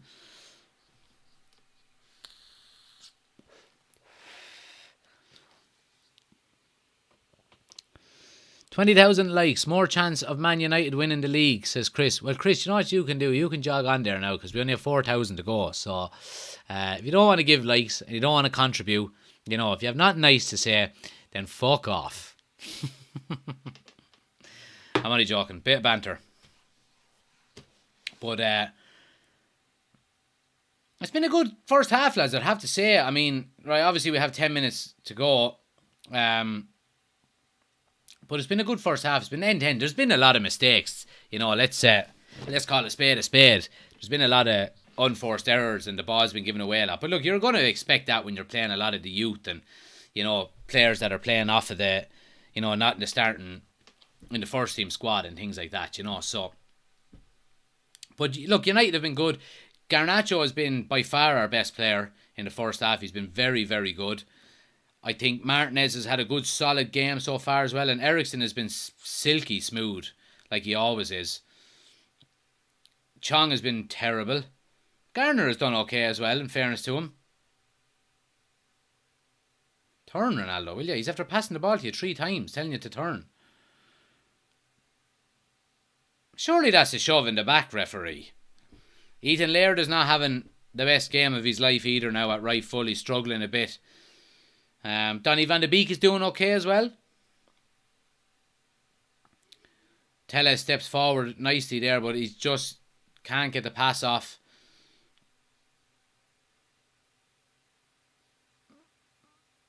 Martinez does well there and recovers. But it's kind of end-to-end stuff, guys. So, it's you'd have to say you'd be happy enough with the performance so far. Given the squad given the starting 11 we have playing. Rashford needs to be worried, says the Lost Poet. I'd agree with you there, man. Absolutely. I mean, Rashford has one more season to get his act together, or else he's going to be out the door, I reckon. Garnacho again. Oh, lovely skill. Gets to the end line. Any options? Oh, and it's just a slight block. Ball comes into the box. Comes to Ethan Laird on the edge. Scuff shot. But United retain possession with Laird on the right-hand side. Oh, he does well. Steps over. Comes to Chong. Just can't sort his feet out quickly enough. And Vallecano eventually cleared their lines. But a great skill again by Garnacho coming down the left-hand side. He's been very, very impressive. And he's making a name for himself here. He's saying to Ten Hag, listen, I want to be in that first-team squad this season. You're not sending me out on loan. He's been very impressive, I have to say. Chong is having a nightmare. He is. He absolutely is. The young star, 35, is in. Good to see you. We got it. 20,500. Yeah, 22,000 likes so far. Cheers, guys. I really appreciate it. Where's that Newcastle fucker now? Told you we'd get to 20,000. Let's try get 40,000 before the end of the stream. No problems. No problems. I reckon we can do it. Chong just needs to come off, please, says Chris. I reckon he'll be pulled at half time, I'd say. And the Last Poet says, get this kid on a contract quick. Well, United have been negotiating with him for a good few months now, supposedly, and he hasn't signed a new contract yet. He only has 1 year left on his deal. Now, if I'm Manchester United and if I'm Ten Hag, I'm saying, right, you're in the first team squad for the season. Sign that contract and you're in. But he looks to be he is by far the liveliest player we have. I mean, I would have no problem having a front three next year of Ronaldo, Garnacho and Sancho. All the O's. There you are, Chris. There you are, pal. Told you we get to 20. We're nearly at 25,000 now. You stay here for another 5 or 10 minutes. We'll be up to the 40,000 target. Bit of banter. But yeah, look. I mean, Ronaldo has looked a bit off the boil. Just not in terms of fitness now or anything, but just in terms of maybe first touch, and he's played a couple of nice balls through. In fairness, he gave one to Donny and he gave one to Garnacho, but he's dropping a lot. He's dropping into midfield a lot to get on the ball. Maybe he's just looking for more time on the ball himself to get his touch back and stuff.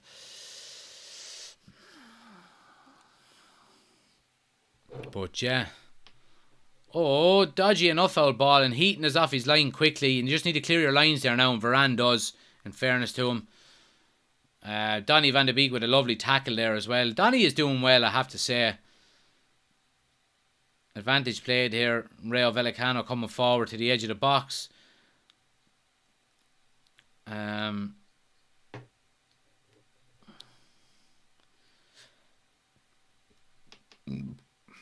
Kabush says United will sign De Jong. I think they will as well. Yeah, I certainly do.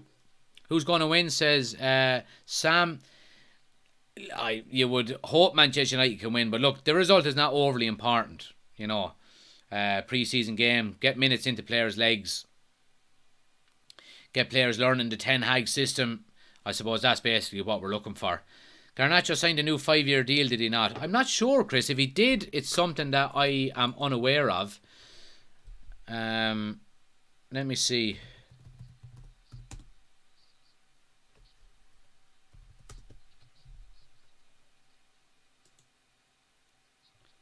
Let's see. This was on the 27th of June. Garnacho set to sign a new long-term contract at Man United. I don't know if it's been confirmed though. Yeah, maybe someone can tell us in the chat if he has signed a new contract. I don't know if he has. Let's see. Ten Hag approves new contract for United starlet Alejandro Garnacho. Now that was only 6 days ago. I'll read it at half time maybe. We'll watch the rest of this game and I'll give it a read at half time. We'll see what's happening. Vincent says, does CR7 look like he's happy? He doesn't look unhappy, to be quite honest, which I was watching a bit of the warm-up and stuff like that while we were chatting, and he was smiling, he was thumbs up to people and stuff like that, so he certainly doesn't look like he's throwing the ties out of the pram or anything.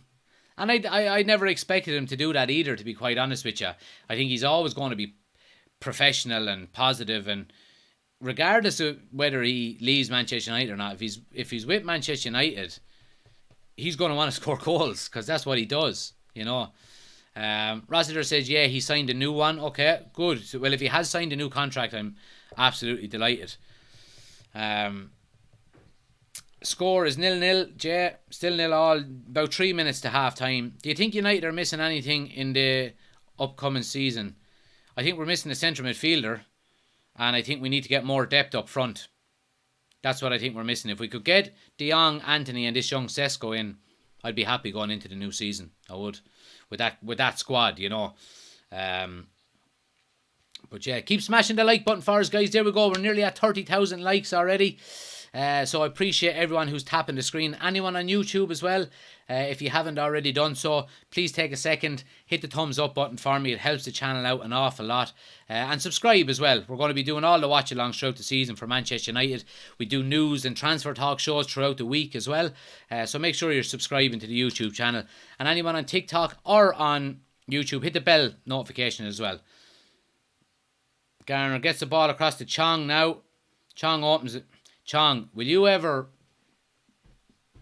He's only young, alright, but another terrible... message to Man U fans. Arsenal finished above you last season, says Adam. Message to you, Adam. Manchester United had the worst season in living memory, while Arsenal had the best season in about 6 years, and they only barely finished ahead of us. So, choose your words wisely, my friend. Choose your words wisely. Today's game not being aired in SA. I'm not sure where SA is. Vincent, let us know where that is. Thanks for the watch along. No problem. No problem at all. Or South Africa, I would presume. South Africa, sorry. Chris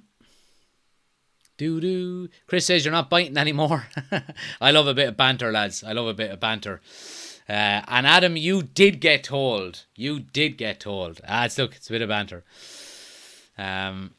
Where do you think United will finish this season? I would say 5th or 6th if the squad remains as is. I think if we can get 2 or 3 more signings in, I would reckon we can challenge for top 4. You know. Another record season coming in for yous? I wouldn't think so. But it might be a record season for you since Wenger left. You might, finish 5th again. I have a feeling your manager is going to get sacked this season, by the way. You've signed a striker, a number 9 from Manchester City, that last season Man City wanted to buy Harry Kane as a number 9, and when they couldn't get him, they played the whole season without a number 9 rather than playing Jesus up front. That's the person that ye signed. And now you think you're going to fucking go on and get top 4. You go, hey, no, be annoying me. Fucking... Guardiola decided not to play with a number 9 rather than start Jesus for the season. Bro's got beef with Arsenal. I fucking hate Arsenal. I do.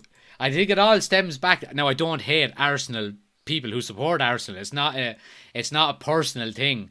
It's just that beef growing up, of Keane, Vieira, all of that. I grew up through all of that era. And it's just, that's why I don't like Arsenal, I have Arsenal up there I hate Arsenal more than I hate Man City. So, but anyway, it's a good bit of banter. What's the score? So, half time, guys, 0-0. Decent enough first half. Standout performers. Obviously, we're talking Garnacho, without a shadow of a doubt, our best performer. I think Martinez has played well, Eriksson has played well, and Donny van de Beek has played well. So a couple of good performances in the first half, absolutely. Liverpool quadruple, question mark. Nah. I think the quadruple is pretty much impossible to win. It really is. What's the score? So 0-0 half time. Let's go. United. You hate Arsenal more than Liverpool. No, I don't hate Arsenal more than Liverpool. I hate them more than City. Man United bottom half, says Chris. Good one, Chris. Adam says 0-0 against Shovel United. Calnewell to score next half. Alright, so let's see what happens. Like I said at the start, the result is not really overly important, isn't it? Like all the Liverpool fans were saying when we trashed them 4-0. But no, it's not. It's not important. The important thing is getting minutes into players' legs, and who cares if you win or lose against Rayo Vallecano? But obviously you want to win, but it's not overly important. Do you hate Leeds, says Football. I think Leeds were gone for so long out of the Premier League that the hatred kind of just subsided a little bit because they were no longer a rival.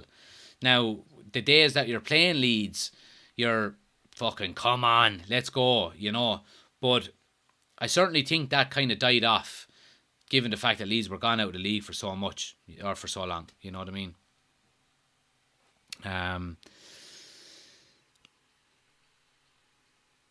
Cottle says 0-0 with Vallecano at half time, Ten Hag out, Ronaldo out. Chris says better win today would be 3-0. I watched Jesus playing against Chelsea and Orlando. Arsenal look so fast with Jesus and Saka. Yeah, they do. They certainly do. And look, I don't know. I'm maybe they will kick on this year, but I can't see United being getting left behind or anything. You know, who do you think will be in top four? Says Chris. Look, I mean, it's hard to say before the transfer window closes because Chelsea still need to buy. United still need to buy. Arsenal are probably done. Maybe a CDM if they're looking at Tielemans. If you're asking me right now, I would say City, Liverpool, Spurs and Chelsea in that order. That would be my top four. But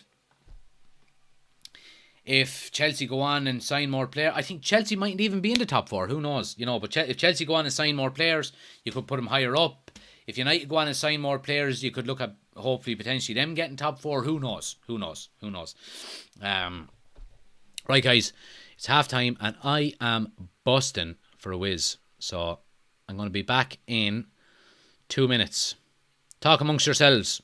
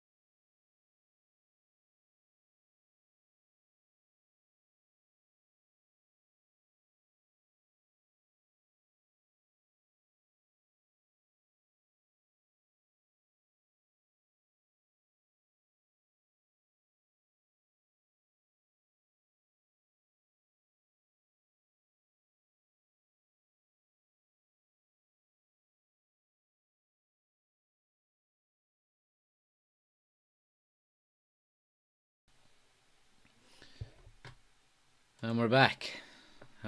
Thanks for sticking around, guys. Thanks for sticking around. What are people saying here? King Diamond says, what have Chelsea done to Barca? I want to pay because it's now too much going for every Chelsea target. Chonger Garnacho says Neymar. Oh, Garnacho, absolutely. Chris says, Calvin Phillips said he didn't want to come to United because of the rivalry with Leeds. Absolutely. Albi is in and says, happy with the showing from Ericsson and Donny in the midfield. Garnacho very lively and Martinez looks like he's there years. I still want him in the midfield though, especially when Varane is fit. There you go, Albi. That's basically what I was saying as well. I mentioned all of them players in terms of having a good first half. So, yeah, we're on the same wavelength there, absolutely. But, look, it's good for the manager to see this kind of stuff, you know, and where players can play and you know, what positions they're looking at and, you know, who plays well in certain areas and, you know, how certain players play in certain systems and things like that. Thought James Garner done okay as well. But Ericsson had a lovely chance. It would have been great for him to score on his home debut. But Neymar says agreed. Ericsson and Van de Beek look cracked in. Ericsson cracking half, absolutely. Which United player would start for Liverpool? Says user. Cristiano Ronaldo would start for him. I think Bruno Fernandes would start. I think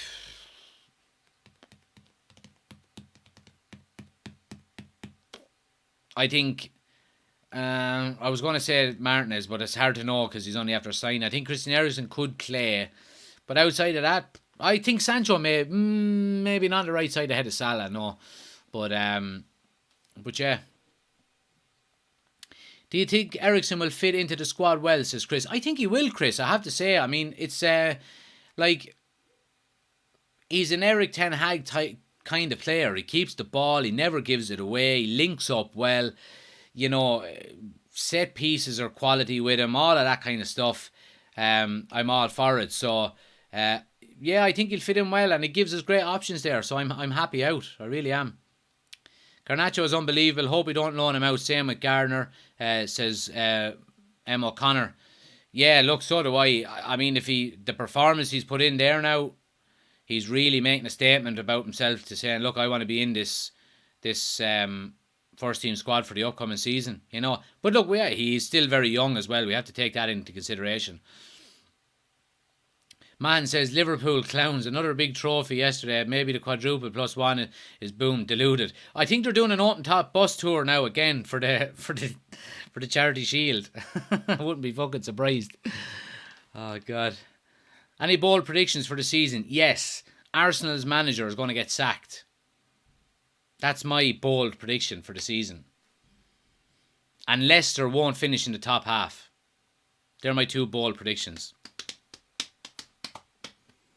I still think we'll win 3-0, says Cottle. Well, that was what I predicted, so let's see what happens. Hopefully. I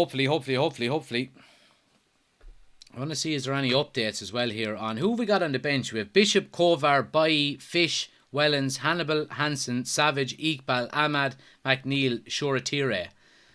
So all young lads basically besides Bailly. Well, look, Bailly not getting the game today, you'd be saying to yourself, is there writing on the wall for him?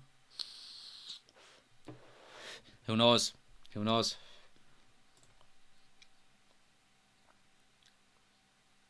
If Liverpool count the Community Shield as a major trophy, we might as well count the Bangkok Century Cup as a major trophy. Absolutely.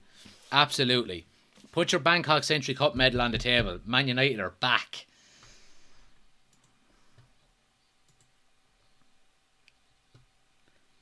But let's see. Bold prediction. Aston Villa getting relegated. Oh, that is very bold. Mo, Jesus, that's very bold. I can't see it. Really can't. I think after making a couple of good signings in the transfer window, Coutinho signed full time as well. Right, so anyone else in the chats, both on YouTube or on TikTok, let me know. Give us a bold prediction outside of the box of something that's going to happen throughout the season. User 157 says Newcastle 5th. That's a bold prediction. So who drops out then instead of him? Out of the so-called top 6, who would you say is going to lose out? Don't fucking say United. When was the last time Man United won some silverware? Europa League under Jose Mourinho. So yeah, I presume, Chris, you're a Liverpool fan, are you? You must be a Liverpool fan if you're giving United that stick. I mean, if you are a Liverpool fan, you're a United fan. You're not a fucking United fan. Will you go away? Don't be annoying me. Have we got changes? Have we got changes here? Hopefully United play as a team this season, says Pinkman. I agree, absolutely. I think they will. I think they won't have any other option. I don't think the manager will allow him. Oh, you're a Newcastle fan. Right, okay. When's the last time he won silverware? Fucking shower of frauds. Newcastle fan giving a United fan stick. Will you stop, will ya? Aaron says Ericsson with the most assists in the season. That's a good shout. That's a good shout. User says Liverpool, City, Chelsea, Spurs, Arsenal, Newcastle, United. Leicester won't finish in 8th. No way. I don't think they will. I think West Ham will finish above them easily. I think Villa will finish above them. Leicester haven't signed anyone. There's talks of them losing Tielemans now and Maddison. And a lot of their players are old and on 1-year contracts. Saudi money all the way, son, says Chris. Well, look, you can't break the bank this summer, Chris, I don't think, though, can you? Because with financial fair play, you have to get your sponsorship deals in this year, and then next summer you can spend. But look, I certainly think Newcastle are coming, absolutely. If you spend well, of course, you know.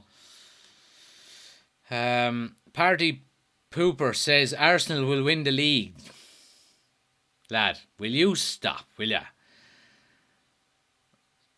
I was looking for something bold. Well, that certainly is bold. That's the bold corner. You're getting expelled from school for that one. I can see West Ham having a shocker, possibly 9th to 11th, says user. Okay. City for Champions League, says Aaron. It's hard to know, really. I think the Champions League is the hardest one to predict. It really is. You know, I mean, Real Madrid won it last year, no one expected. I have a feeling Bayern Munich could be very strong in the Champions League this year. I really do. Keep smashing that like button for us as well, guys. Our goal is to get to 40,000 likes before the end of the game. We're on 31,000 at the moment, so keep tapping that screen for me there. Let's try and get to the 40,000 likes. Helps out the channel a ton. I really appreciate it. Arsenal win the league. More chance of Villa doing it, says Chris. City to drop out of Champions League early, says user. Mo Connor says, make a fantasy league so everyone can join. I already have one, man. If you click on my homepage, there's a link tree there, and the link for the United Community Channel Fantasy League is there. So anyone that's watching, go over and join the Fantasy Premier League. The link is on my homepage. Click on the link tree that's there. You'll see the option for FPL. Go and click on it and join. Make sure you all join. We also have a Discord as well, guys. I want to let you know about.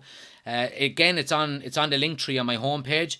So join the Discord. There's a few people already after joining. I only set it up during the week there. But there's, we'll get a bit of banter going. I have a couple of channels created on the server for score predictions and some voice channels then for reactions to goals and stuff like that as well. So there's also a channel on it for FPL, so we can chat about the FPL over there as well. So make sure you join the Discord and the FPL if that's what you're interested in doing. Who do you think is in the running for Ballon d'Or? Benzema has to be there. He really does, doesn't he? Like, I'd be shocked if he didn't get it. I really would. I think the days of Ronaldo and Messi getting them are over. I think it has to be Benzema. Or Lewandowski, maybe.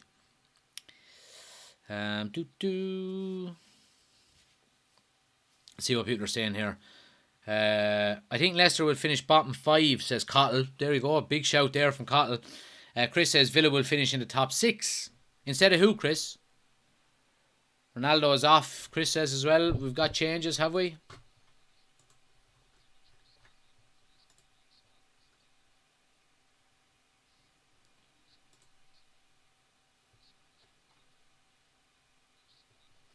Have we got any changes? Ahmad is coming on anyway. That's for sure. He's just coming on.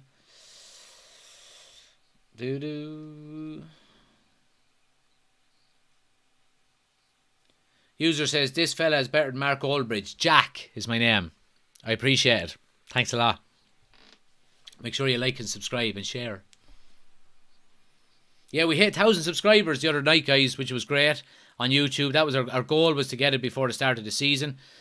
So happy days. So delighted with that. Our new goal now is to get 5,000 subscribers before Christmas on YouTube. So if you haven't subscribed to the YouTube channel, guys, again, the link is on the homepage there. Go over and subscribe to the YouTube channel. I'd be much obliged with your help. So yeah, let's see. What changes have we got here? Varane is still on. Ahmad is on. You would expect Ahmad to have come on from Chong, since he had an absolute mare of a game. But outside of that, oh no, Chong is still there. Ahmad is actually on for Ronaldo. I'd say that's disappointing now for a lot of fans in the ground. And I know exactly how they feel. I went to Old Trafford last October when Solskjaer was still in charge. Ronaldo was back and it was great, and he was playing every game. He was scoring goals. We went to the Everton game. Ronaldo was on the bench, played the last 15 minutes, and we drew 1-1. Fucking nightmare. So I know how the fans feel. Oh, lovely ball by Telles to Garnacho. Gets to the end line, stands him up, cuts in again, and wins a corner. Again, good skill out of Garnacho there. He's looking lively again in the second half, which is great to see.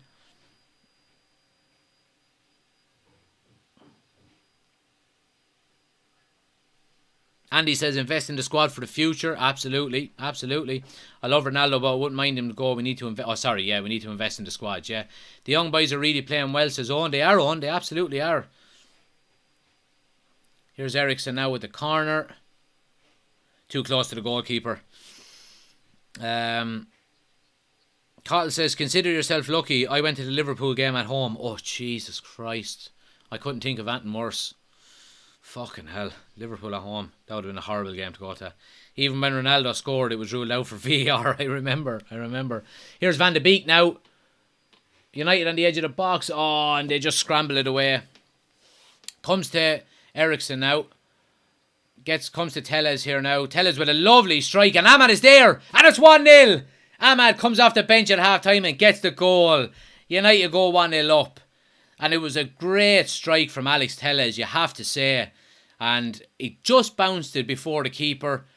And the keeper couldn't hold on to it. And Telles, Ahmad, in fairness to him, was quickest to act and gets there for the tap-in. Great goal by Manchester United. 1-0.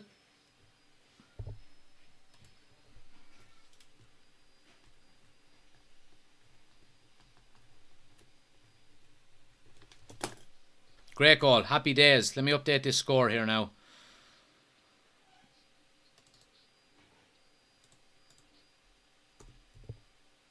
Could you have asked more of the goalkeeper there? Maybe. But Ahmad was fast off the mark. He really was. So United go 1-0 up, guys. Ahmad scores. Happy days. I'm happy for the youngster, I have to say. I still think he'll be going out on loan this season now, but I mean, he gets a goal in the Stretford end, regardless of whether it's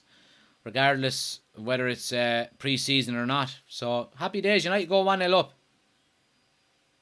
But United done very well there on the edge of the box. They were hunting in packs and didn't allow Vallecano out too easily. And eventually the ball breaks to Telles. Gets a very good strike off, in fairness to him. And Ahmad just follows up. The Ahmad effect. Party Pooper says, the only game I went to was Bruno's debut. It was a boring 0-0 draw against Wolves. Delighted I was there all the same. Well, the first game I ever went to was in 2001. And we played FC Nantes in the Champions League on like a Wednesday night. And we won 5-1. And 4 out of the 5 goals were scored in the goal that I was behind. And Beckham scored a free kick in it. I think Solskjaer got 2. It was unreal, unbelievable. But they were back in the glory days, you know. Chris says, that's it. Man United are going to win the league. We won't be anywhere near that league, Chris. Don't you worry. Don't you worry. If we win the league this year,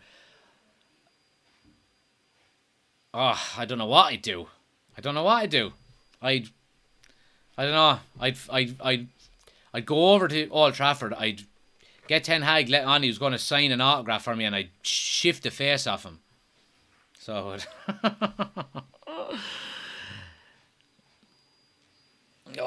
let's see. Ronaldo subbed off. He has been subbed off at half time. Useless. Get rid of him. But no, good start from Manchester United. There's been high tempo, high up the field. Ten Hag is on the touchline. I love it. I love seeing it.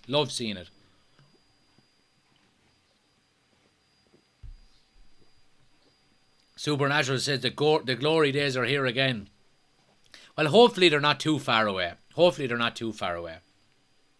You know, I would take another season or two of hardship to, you know, as long as we're going in the right direction. But yeah, keep smashing the like button for us, guys. We're less than 5,000 likes away from 40,000. I reckon we'll be able to get to 50,000 if we keep going. Keep tapping the screen for me. It helps the channel out an awful lot. I'd really appreciate it. I appreciate all the shares. People are sharing the lives as well. So I appreciate that. So keep tapping the screen for me. Helps the channel out a ton. And anyone watching on YouTube as well, if you haven't already done so, hit the thumbs up and subscribe. Helps the channel out an awful lot. User said, what is the best options to travel to games?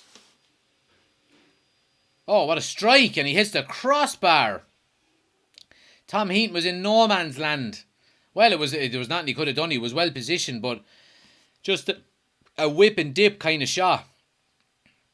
And hits the crossbar. Oh, there's the butcher with his first challenge. Go on out of that there, Martinez boy. That's why he's called the butcher.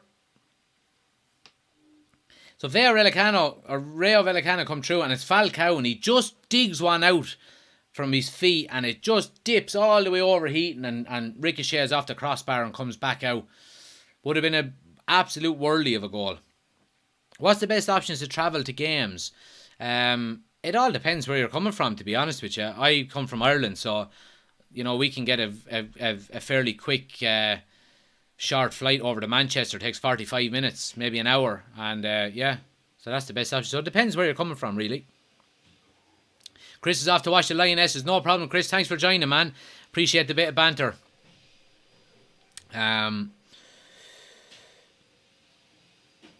Cottle says it's like bringing bad luck when I go to games. And the Duck King said my first game was Manchester Derby in 1995. Scholes scored in the only goal. Niall Quinn was up front for City. I remember that game, actually, yeah. Remember that game. Scholes scored a great goal that day, actually. The best game I've been to was actually Ireland versus Scotland recently. Great game, says Cottle. The best game I've ever been to was Ireland versus Italy in the European Championships in 2016 when Robbie Brady got the header. It was just fucking... It was unbelievable. We ended up 5 rows down from where we were sitting when Brady scored the goal. Unbelievable. Aaron says, fantasy football link. Aaron, it's on my link tree. If you click on my homepage, there's a link tree on my homepage and the FPL link is in there. So just go in and join from there. So you can join the fantasy league from there. Adam says, do you have the fantasy football yet? So the link is on my homepage, guys. All of my socials are on my homepage and my link tree. So please just go on and follow me on all of them. So you won't miss out on that. But yeah, the fantasy football link is there as well. Martinez with a tackle, says Chris. Yeah, it was a great tackle. Reen is in and says, is James still on? So James Garner, I would presume you're saying, Reen. He is. He's still playing centre midfield. He's actually playing quite well as well. So he is. He's having a good game. He certainly is. Party Pooper says, where's the best place to get tickets from Ireland if you don't have a season ticket? I went with one company before with my 2 brothers and we weren't even sitting together. 1 sec now. Here's Garnacho. Oh, lovely. Nutmeg. Gets into the box.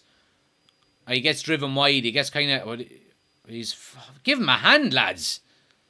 So the best place that I get my tickets from is a travel agency in Donegal, and they're called Champion Travel. They specialise in sports events, F1 and all that, but you'll get tickets to Old Trafford through them. It's the best place. The Duck King says, the best game I was at was the final of the 99 season against Spurs. Got locked drunk afterwards in the VIP area. Brilliant. What a game. What a game. What a game. Going 1-0 down. Les Ferdinand scoring that goal. And then Andy Cole. Beckham scores the equaliser. And then Andy Cole with the winner. What a game. That was the start of the greatest 10 days in the history of Man United. Oh, he takes a shot. They had a man wide over. Thanks, I'll check them out. I really like to go to another game this season. Yeah, you should check them out. Yeah, Champion Travel, they're quite good. Andrew says, will United win the Europa League? Well, we have a good chance, I think. I think if we can sign some more players before the end of the season, or before the end of the transfer window, I certainly think we'll have a good chance. Yeah, I really do. Harry Maguire have been good again, so says ITPD. So Maguire isn't playing today, but I thought he had a good game yesterday. Now I have to say, I don't think he's been overly bad in pre-season. I thought he's had quite a decent pre-season.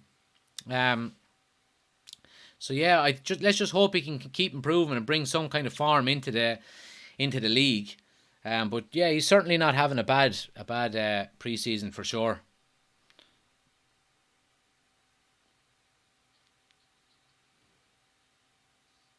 United are doing well though, you have to say.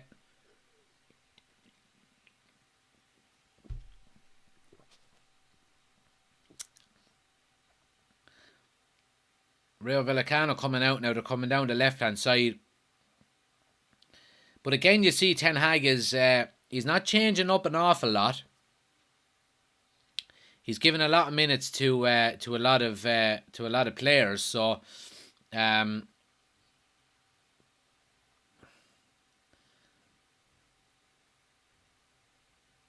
but yeah, I mean,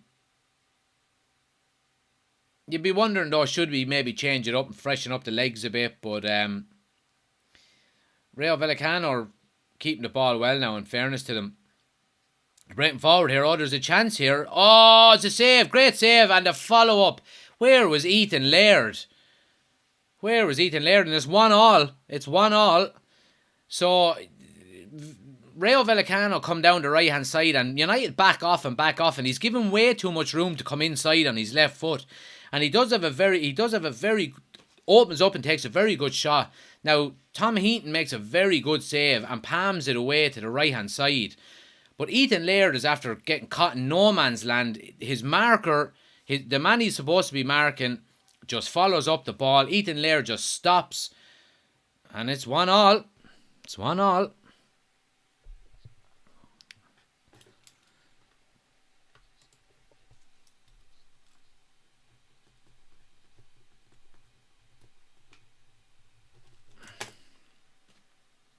Oh, he goes to sleep big time there, Ethan Laird does.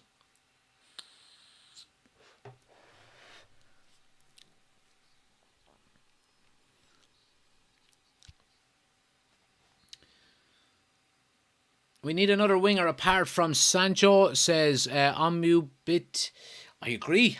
We do. We're quite shy up front. Absolutely, I do think we need another winger. Nacho going to get the winner. Garnacho. What channel is the match on, says Ethan? It's on MUTV, Ethan.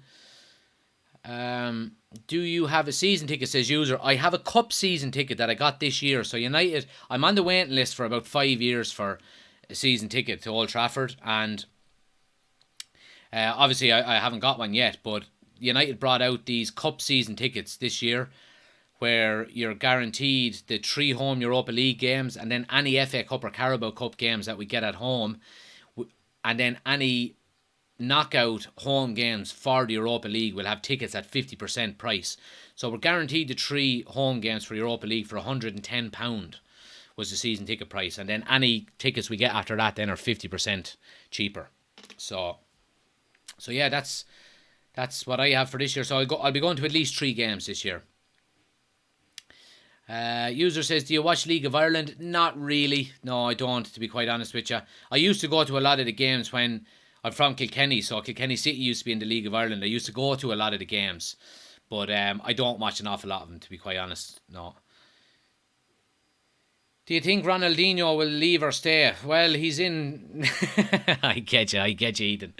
I don't know. It's a flip of a coin, really, isn't it? Like I've said previously. I'm quite relaxed on the whole situation. Though, if he decides to go, then let him go. If he decides to stay, then happy days. Loretta is in and says hello. Good to see you. Thanks for joining us. But yeah, make sure you click on the homepage, guys. All of my links are there for YouTube, for the FPL, for our Discord. Go and join our Discord as well. We have Instagram, Twitter. All of our links are there. And anyone that's watching on YouTube, we have a QR code on the screen as well. For our link tree, you can scan the QR code. It'll automatically bring you to all of our links as well. So you can go and follow us on everything, so you don't miss out on anything. But keep tapping that like button for us, guys, especially on TikTok. We're trying to get the 40,000 likes before the end of the game. We're just over 35,000 here now, so we're making some changes here. Martinez is coming off for Eric Bailly, and Chong is after, or is it, sorry, not Chong, Ericsson is off for Hannibal, I think. Who scored for United, says Adam. Who scored for United? Oh, Ahmad. Sorry, Ahmad scored. Ericsson off, Hannibal Mabry on, says Cottle, yeah, and Bailly replaces Martinez. If he wants to go, let him go, says user. United need players who play for the badge. I agree. Look, I agree with you. But I do think if he doesn't get his move away, I think he'll be perfectly professional and he'll work hard for Manchester United and he'll give his all. But he does want to leave. Here's Ethan Laird down to, lovely ball in to the near post, but Rayo Vallecano cleared their lines quite well, and it's a lovely move for Manchester United there.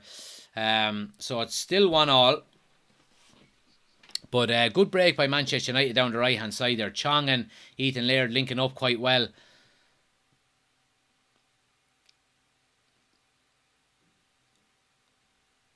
Tellez now is over to take the corner.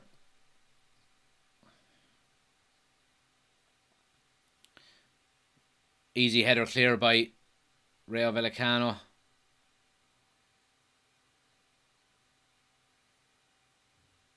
Oh, Laird, clear your lines now. Well done. All right, Bailly mops up. Do you think we'll buy a forward? And who? Says Ethan. Well, look, I mean, we're heavily linked with young Benjamin Sesko at the moment, which is good to see. I think he would be a good signing. We're getting him at a good age, obviously 19 years of age, and he looks to be the part. And then as well, if we could get the likes of Anthony over the line, obviously Ajax don't want to sell him, so we'll have to pay an awful lot for him if we get him. But I think if we could get him over the line along with Sesko and maybe De Jong, I'd be happy with that as a transfer window, absolutely. Unforgettable says, how did we play? So we're playing okay. Look, we're playing all right. We're not playing anything out of this world. But look, we do have a lot of youth team players are playing and younger players, fringe players. So we were never going to blow this team away, even though I did predict a 3-0 win. But yeah, look, it's all about getting the system down, learning how to play the Ten Hag way and getting minutes into players' legs as well. I think a lot of these players might potentially be going on loan throughout the season. The likes of Ahmad, the likes of Chong, even Hannibal. But Garnacho has by far been our best player. He's just been a breath of fresh air, you'd have to say. Well, I can't. Oh, they're in here. Oh, and a great block by Ethan Laird. Or it was a good stop, I think, by Tom Heaton. A great move there by Rayo Vallecano, and Tom Heaton does very well to make a save. Lovely little ball to just split the defence open. Change the score. Good man, Vincent. I appreciate it. Thanks a lot. Oh,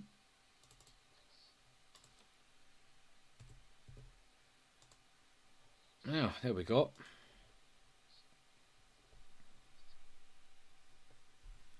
Falcao is coming off. He's getting a round of applause by the Manchester United supporters, which is good to see as well. But yeah, about 25 minutes to go here. And, you were starting to ring in the changes.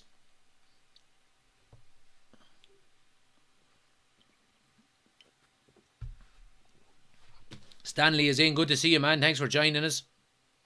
Keep hitting that like button for us, guys. Keep tapping that screen. We're trying to get to 40,000 before the end of the live. I really appreciate it.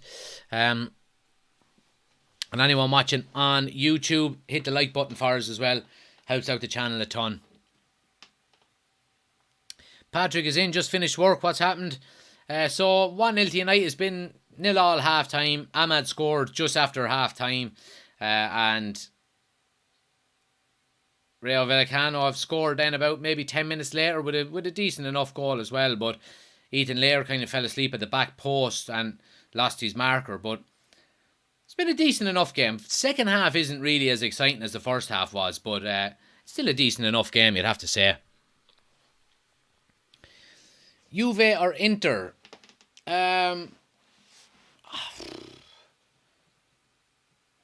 Probably Juve at a push. I love AC Milan. AC Milan would be my favourite Italian team. I apologise if you're Italian and that's not what you want to hear, but yeah, AC Milan would be my favourite team. I just remember the unbelievable AC Milan team in the 2000s with like Kaká and Seedorf and fucking like Cafu and Nesta and Stam, and you know they were just unbelievable. They were just an unbelievable team. Oh, Ahmad nicks the ball away. Lovely. That's a penalty, ref. Surely it's a penalty. Ref, you bottled it. He was surely inside the box. He was definitely inside the box. There's no VAR, so he was definitely inside the box there. He wins the ball back. Lovely. He gets a nutmeg. Ahmad does. He gets as far as the box. I think it's on the line. Can we get a different camera angle of it? Jeez, I'd say that could easily be in the box. But anyway, he does very well. What channel is showing the Man United game? It's on MUTV.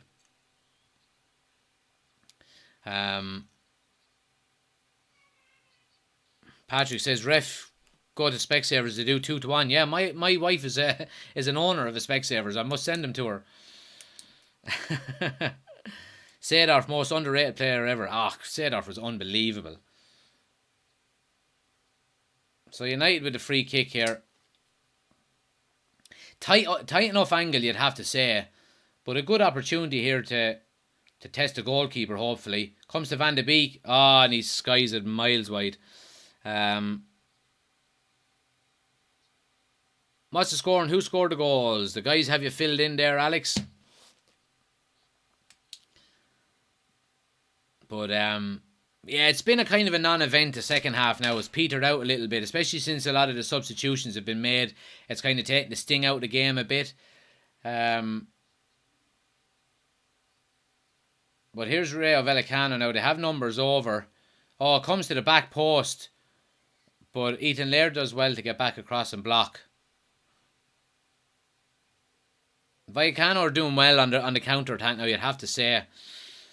I hear we have been linked with Harry Kane. There isn't a hope on the face of the planet, Ethan, that Harry Kane is going to leave Spurs. They've finally started to invest money into their squad, and they have a top class manager. Spurs are going to finish ahead of United this season. I would be shocked if he left and came to United. I really would. Dermot Walsh, good to see you, Dermot. How's it going? Who's United's best player on the pitch? Dermot, absolutely, by far, it's been Garnacho. He's been a breath of fresh air, I have to say. Every time he's gotten the ball, he's looked positive. He's taken on his players. He's a bit naive in a way. He's maybe once or twice taken a little bit too much out of it, but he's certainly been Man United's best player. He's just been a breath of fresh air, and it's great to see. It's great to see players like that getting on the ball and attacking defenders and fullbacks and trying to take them on, and because you can have all the possession based football in the world, and okay, it's good and it looks pretty and everything like that, but it's good to see a player like that just gets on the ball and gets people on the edge of their seats, and so that's what I'm all for anyway. Patrick says Donny van de Beek, Bottler, he's ruining his last chance to do well at this level. Anyone have a receipt? Well, look, I'm not gonna judge Van de Beek yet. I'm gonna give him the season, see how he gets on. Eric Ten Hag is gonna see Van de Beek training week in, week out and playing, so he's gonna know what he's doing. No problem, Dermot. Thanks for joining, man. I appreciate it. But yeah, like that's what I mean. Like us as fans, sometimes we get a bit carried away with, you know, oh, why is he playing and why are they not playing and this and that and the other. And look, like, we're not on the training ground 5 days a week watching lads train, and we're not at the ground every week watching games and stuff, and we're nowhere near as, I'm not going to say intelligent, but we're nowhere near as knowledgeable as the manager. So we just have to trust the manager, you know, and I'm 100% on board with this manager this season, you know, for this journey or however long it's going to take, you know. Ethan says, what do you think about Neymar coming to Man United for 53 million? I wouldn't take him for free, so I wouldn't. Absolutely not. You know, all the talent in the world, but he's not the type of player that Manchester United need. We're going in a kind of a direction of squad mentality, and, you know, it's all about the team and it's all about the system. Neymar doesn't give you that. Neymar gives you individual moments of brilliance, you know, a few times throughout the season, but it's all about him, and he doesn't care about the system. He doesn't care about the team, you know. So I'm totally against Neymar.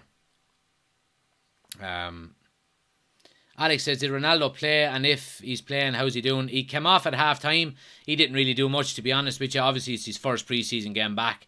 But no, there wasn't much from him at all. Did you trust Van Gaal? Did you trust Moyes? Did you trust Jose? Did you trust Ollie? Says, I did. I trusted every single one of them because they were the manager and they were appointed as manager of Manchester United. Now, that trust may have weaned over the years, you know, as they went on, but I certainly did trust them. And if you, whoever you support, if it is Manchester United, didn't trust them when they were appointed, then that says a lot more about you as a fan, because you should be trusting the manager, you know. So, you know, and I see here the only one that didn't let us down was Jose. Well, the only reason Jose didn't let us down was because he won something, you know, and Van Gaal won something and he was sacked the next day. You know, okay, the football wasn't overly pretty, but we had a shit team, you know, and Ollie should have never been given the job, and I was always under that, you know, umbrella that he shouldn't have been given the Manchester United job. Even when he had that spell where he was unbeaten for, I don't know how many games it was it 17 games, or I can't even remember, and I was still saying he shouldn't get the job because he wasn't qualified for the job. But when he was given the job, I was totally behind him and I backed him and I trusted him, you know. Now, obviously, as the time went on, that trust will wean, you know. Garnacho coming off and he gets a good handshake there by Ten Hag and a tap on the head. He's been brilliant, Garnacho. Absolute man of the match, you'd have to say. So Shoretiri coming on for Garnacho. And James Garner is also coming off here, and he's going to be replaced by Zidane Iqbal.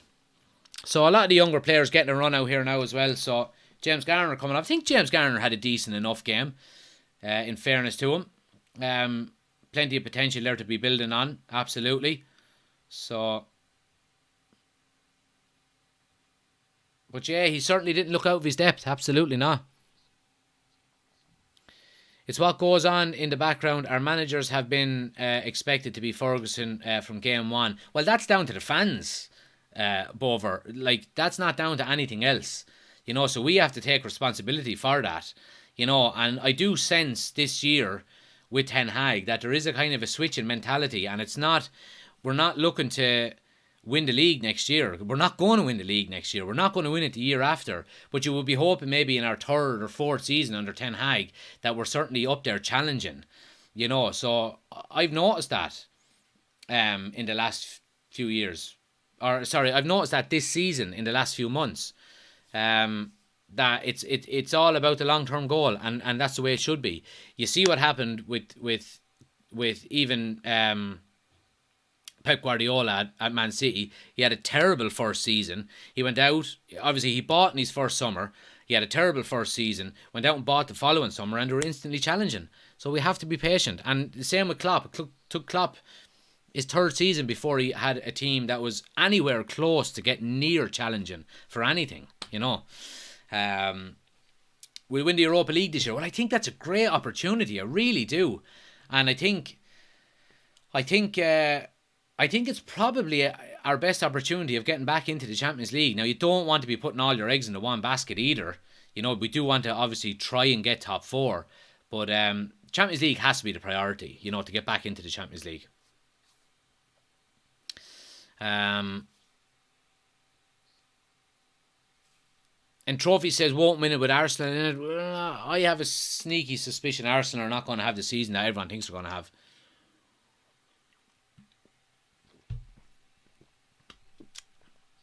Patrick says Kane's biggest success at Spurs is the Audi Cup. And he says, only one I really trusted 100% was Jose and Van Gaal for a bit. Ollie was just a feel-good manager. Loved him as a person, but not as a manager. Moyes lost trust early. And most of our fans grew up in Fergie domination era. And it's tough. It's a tough thing to let go. But the position of the club is very different. Yeah, I agree with you there, Patrick. Absolutely. And it's not gonna change overnight. And I guarantee you, when Klopp leaves Liverpool, Liverpool will drop off. And the same with Guardiola at Man City. And it just happens. You know, it just happens.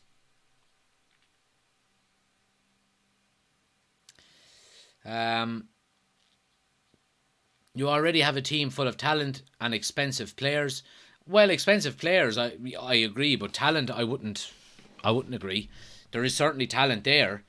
And I think having talent alone doesn't get you winning things. You can have all the talent in the world, but if you don't have the hunger and the desire and the work rate to go out and put the effort in and win, then you'll win nothing. You know, you look at Liverpool's team, for example. Liverpool's first team that challenged for the league that first year were not really that talented.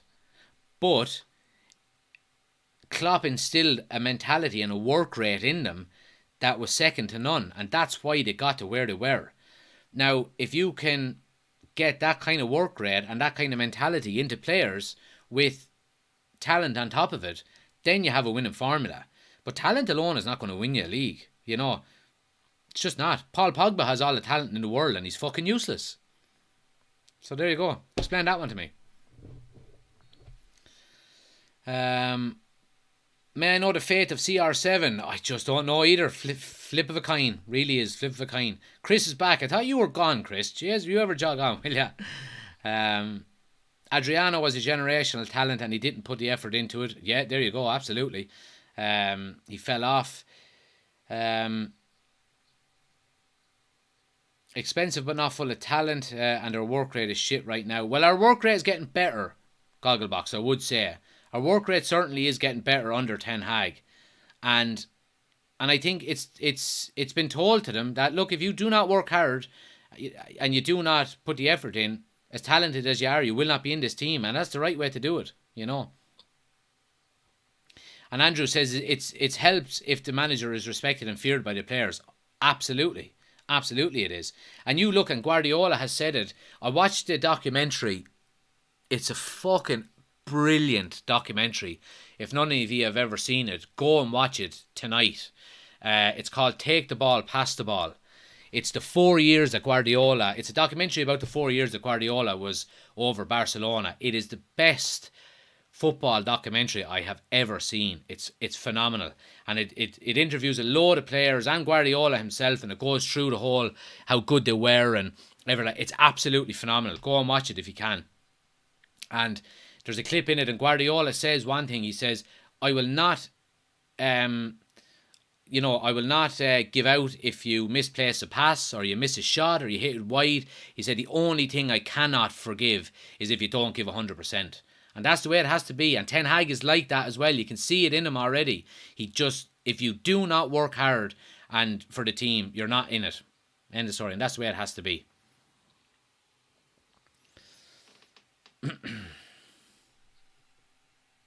Dr. Chinstrap said, did he really say that? He did. Now, he said it in Spanish, of course, but that was my translation of it, you know. Is Eric Bailly staying or is he leaving? Well, look, Eric Bailly, United are open to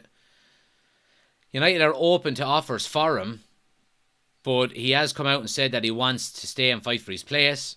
But Roma are interested in him. Jose Mourinho wants to bring him back to, reunite with him at Roma. So, look, it'll be interesting to see. I don't think he's going to get too much game time, to be honest. Bover says, do you rate Guardiola? I feel like he's always walked into winning teams. He has good tactics, but he has never had a bad team. Well, I do understand what you're saying. I really do. He's never been up against it, and yeah, I understand. But he also reinvented the game. He absolutely reinvented the game. Chance here. Anyway, but yeah, on Guardiola, he was never with a bad team. United are coming forward here now. Ahmad on the left hand side, little step over. Anyone coming in on the edge of the box, comes to Iqbal, takes a strike. Oh, and not too far away. Nice strike there. Nice strike. Good break by Manchester United. But anyway, Guardiola, he reinvented the game. You see now how nearly every team now, for a goal kick, you have two centre backs standing on the edge of the 6-yard box. Guardiola invented that, and there's a part in that documentary that explains it. When one of his first days in training, he brings Piqué and Puyol in and shows him magnets on a board, and he says, "You see these two players here standing on the 6-yard box?" He said, "That's you for a goal kick. And you see these two," and he gives him another board. Then you see these two here now, and there's two players nearly out in the touchline. He said, "That's you as well for when we have the ball." So our wide defenders. He reinvented the game, and okay, I don't think it's on Netflix. It's on. I think, is it on Amazon Prime? Maybe, I think. You'll stream it on the internet at somewhere anyway. You'll find it, but yeah, he reinvent. I do rate Guardiola. I have to say. I mean, Guardiola, I think in the 13 years he's been the manager between Barcelona, Bayern, and Man City. In the 13 years he's been manager, he's won the league 11 times. That's Alex Ferguson standard. You know what I mean? So you can't deny it. You can't deny how good he is.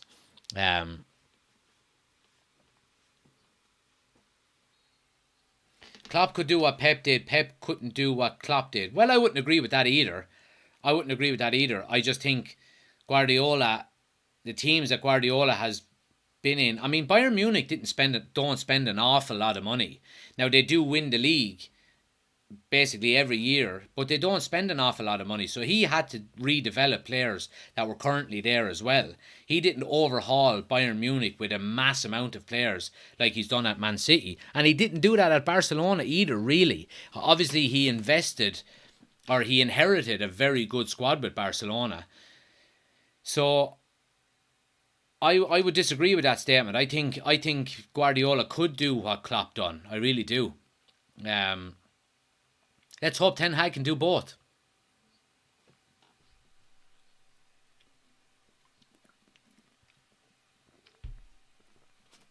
The Ducking says, it's a small thing, but I watched Martial in the warm-up yesterday and he was turning before every cone. Bare minimum effort. It's been his problem at United. I agree with you, man. I absolutely agree. Small things like that count.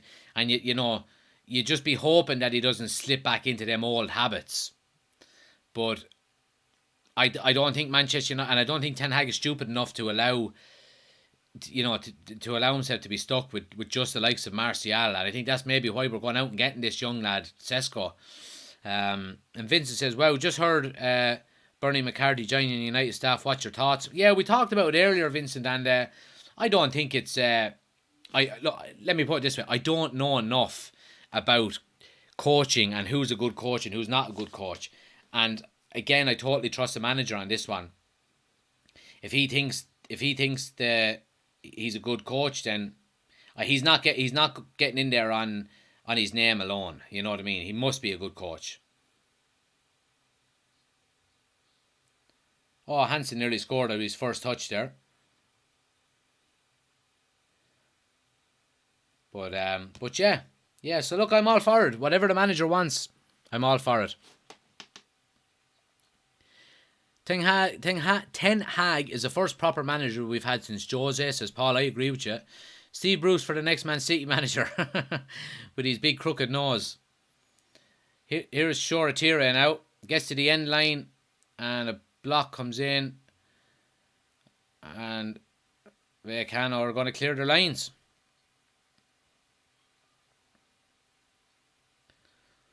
How far do you think Man United are behind City and Liverpool? I think we're miles behind, Andrew, at the moment. I really do.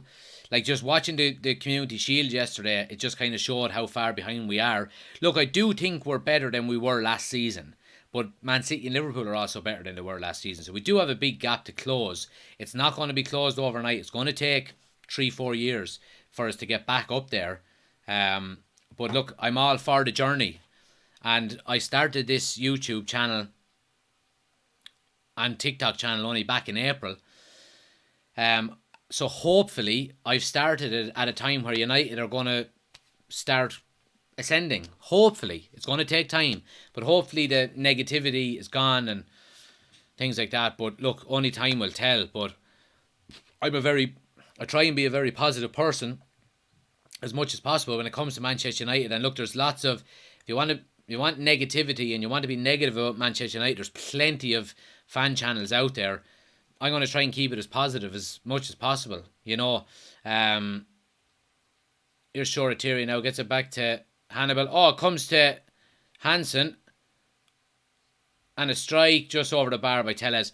But yeah, like there's enough negative YouTube channels out there, fan channels. So, I mean, take yesterday, for example. I was watching a lot of content last night and today now in relation to yesterday's result against Atletico.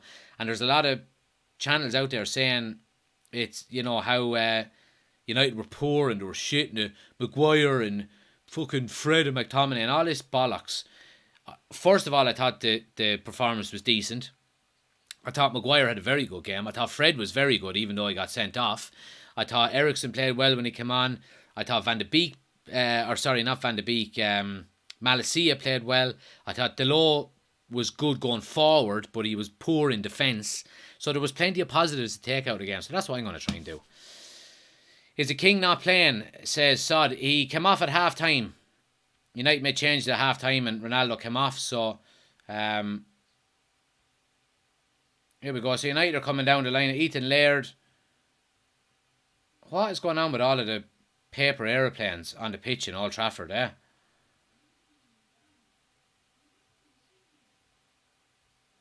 United are keeping the ball very well here. The youngsters are a couple of pieces of skill there from Zidane Iqbal as well.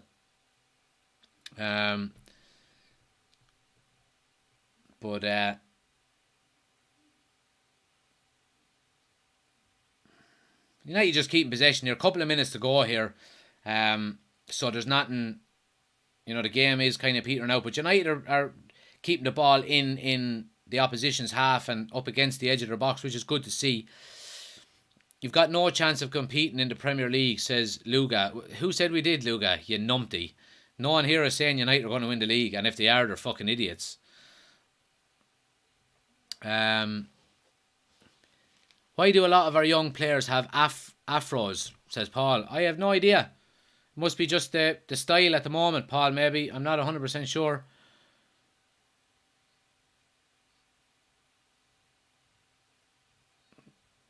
Free there to Rayo Vallecano. Luga, but we know that, yeah. What's the score? So it's 1-1, Elliot. Goal from Ahmad just after half time, and then an equaliser from Rayo Vallecano about 10 minutes later. Imran is in. Evening, lad. What's the scores? 1-0, 1-1. Do you know Benny is S-A-N? Says Sharma. I'm not really sure what that means, Sharma. Guys, keep smashing the like button for me. We're trying to get to 40,000. We're just about 2,000 likes away. So anyone watching on TikTok, just tap that screen for the last few minutes of the game for me, if you don't mind. Let's get them likes up. We're trying to hit 40,000. Helps the channel out an awful lot. I'd really, really appreciate it if you could do that. And anyone that's watching on YouTube as well, if you haven't already done so, please hit the thumbs up button. It helps the channel out an awful lot, and subscribe as well.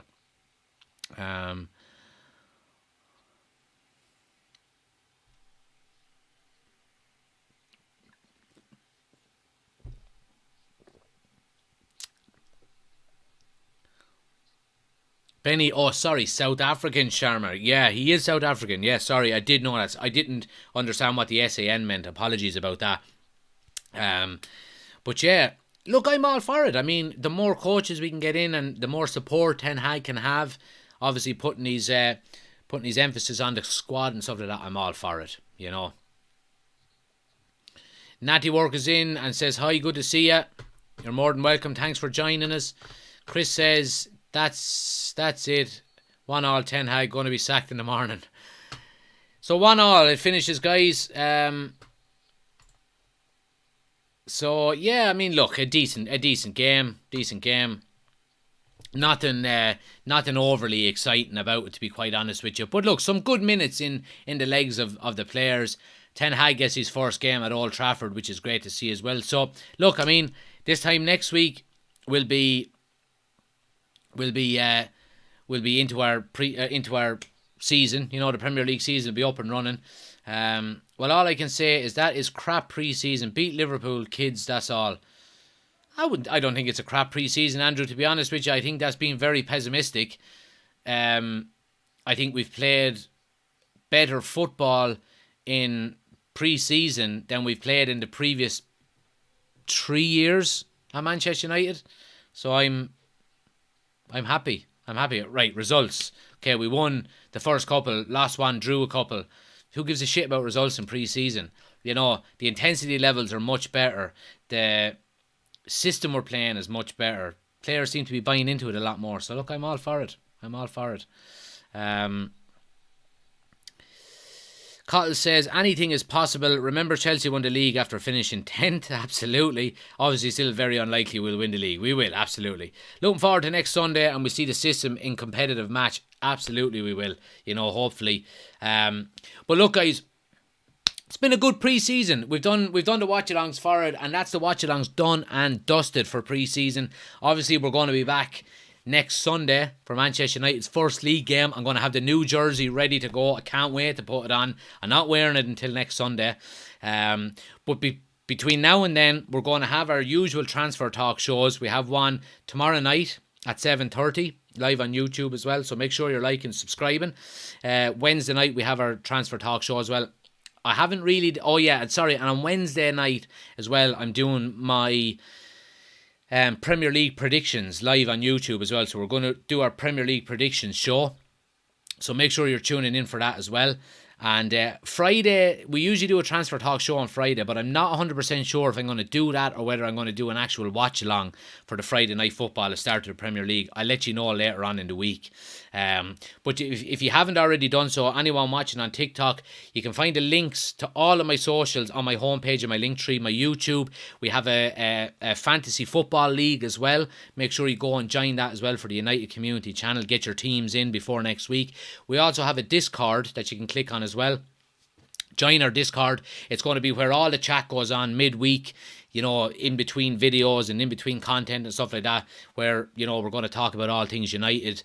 We're going to talk about football in general. We're going to talk about the FPL, and we have some voice channels set up as well where people can put in their score predictions and their reactions to goals and stuff like that as well. So make sure you're clicking on my homepage, guys. Hit the link tree. You get the links to all of my socials there. We've just hit 40,000 likes as well on TikTok, so I really appreciate it. And to everyone on YouTube as well, thanks for all of the views and all of the likes. Really appreciate it there as well. If you haven't already done so on YouTube, hit that like button for me. Helps out the channel a ton. And hit subscribe so you don't miss out. It's been great watch along, guys. I've really enjoyed it. God, how long we're on? We're nearly 3 hours on now. But yeah, it's been a great watch along. I appreciate all the likes, comments, shares, subscribes, all of that kind of stuff. But yeah, happy days. Great watch along. And We'll see you tomorrow night. Transfer Talk Show, 7:30. See you then.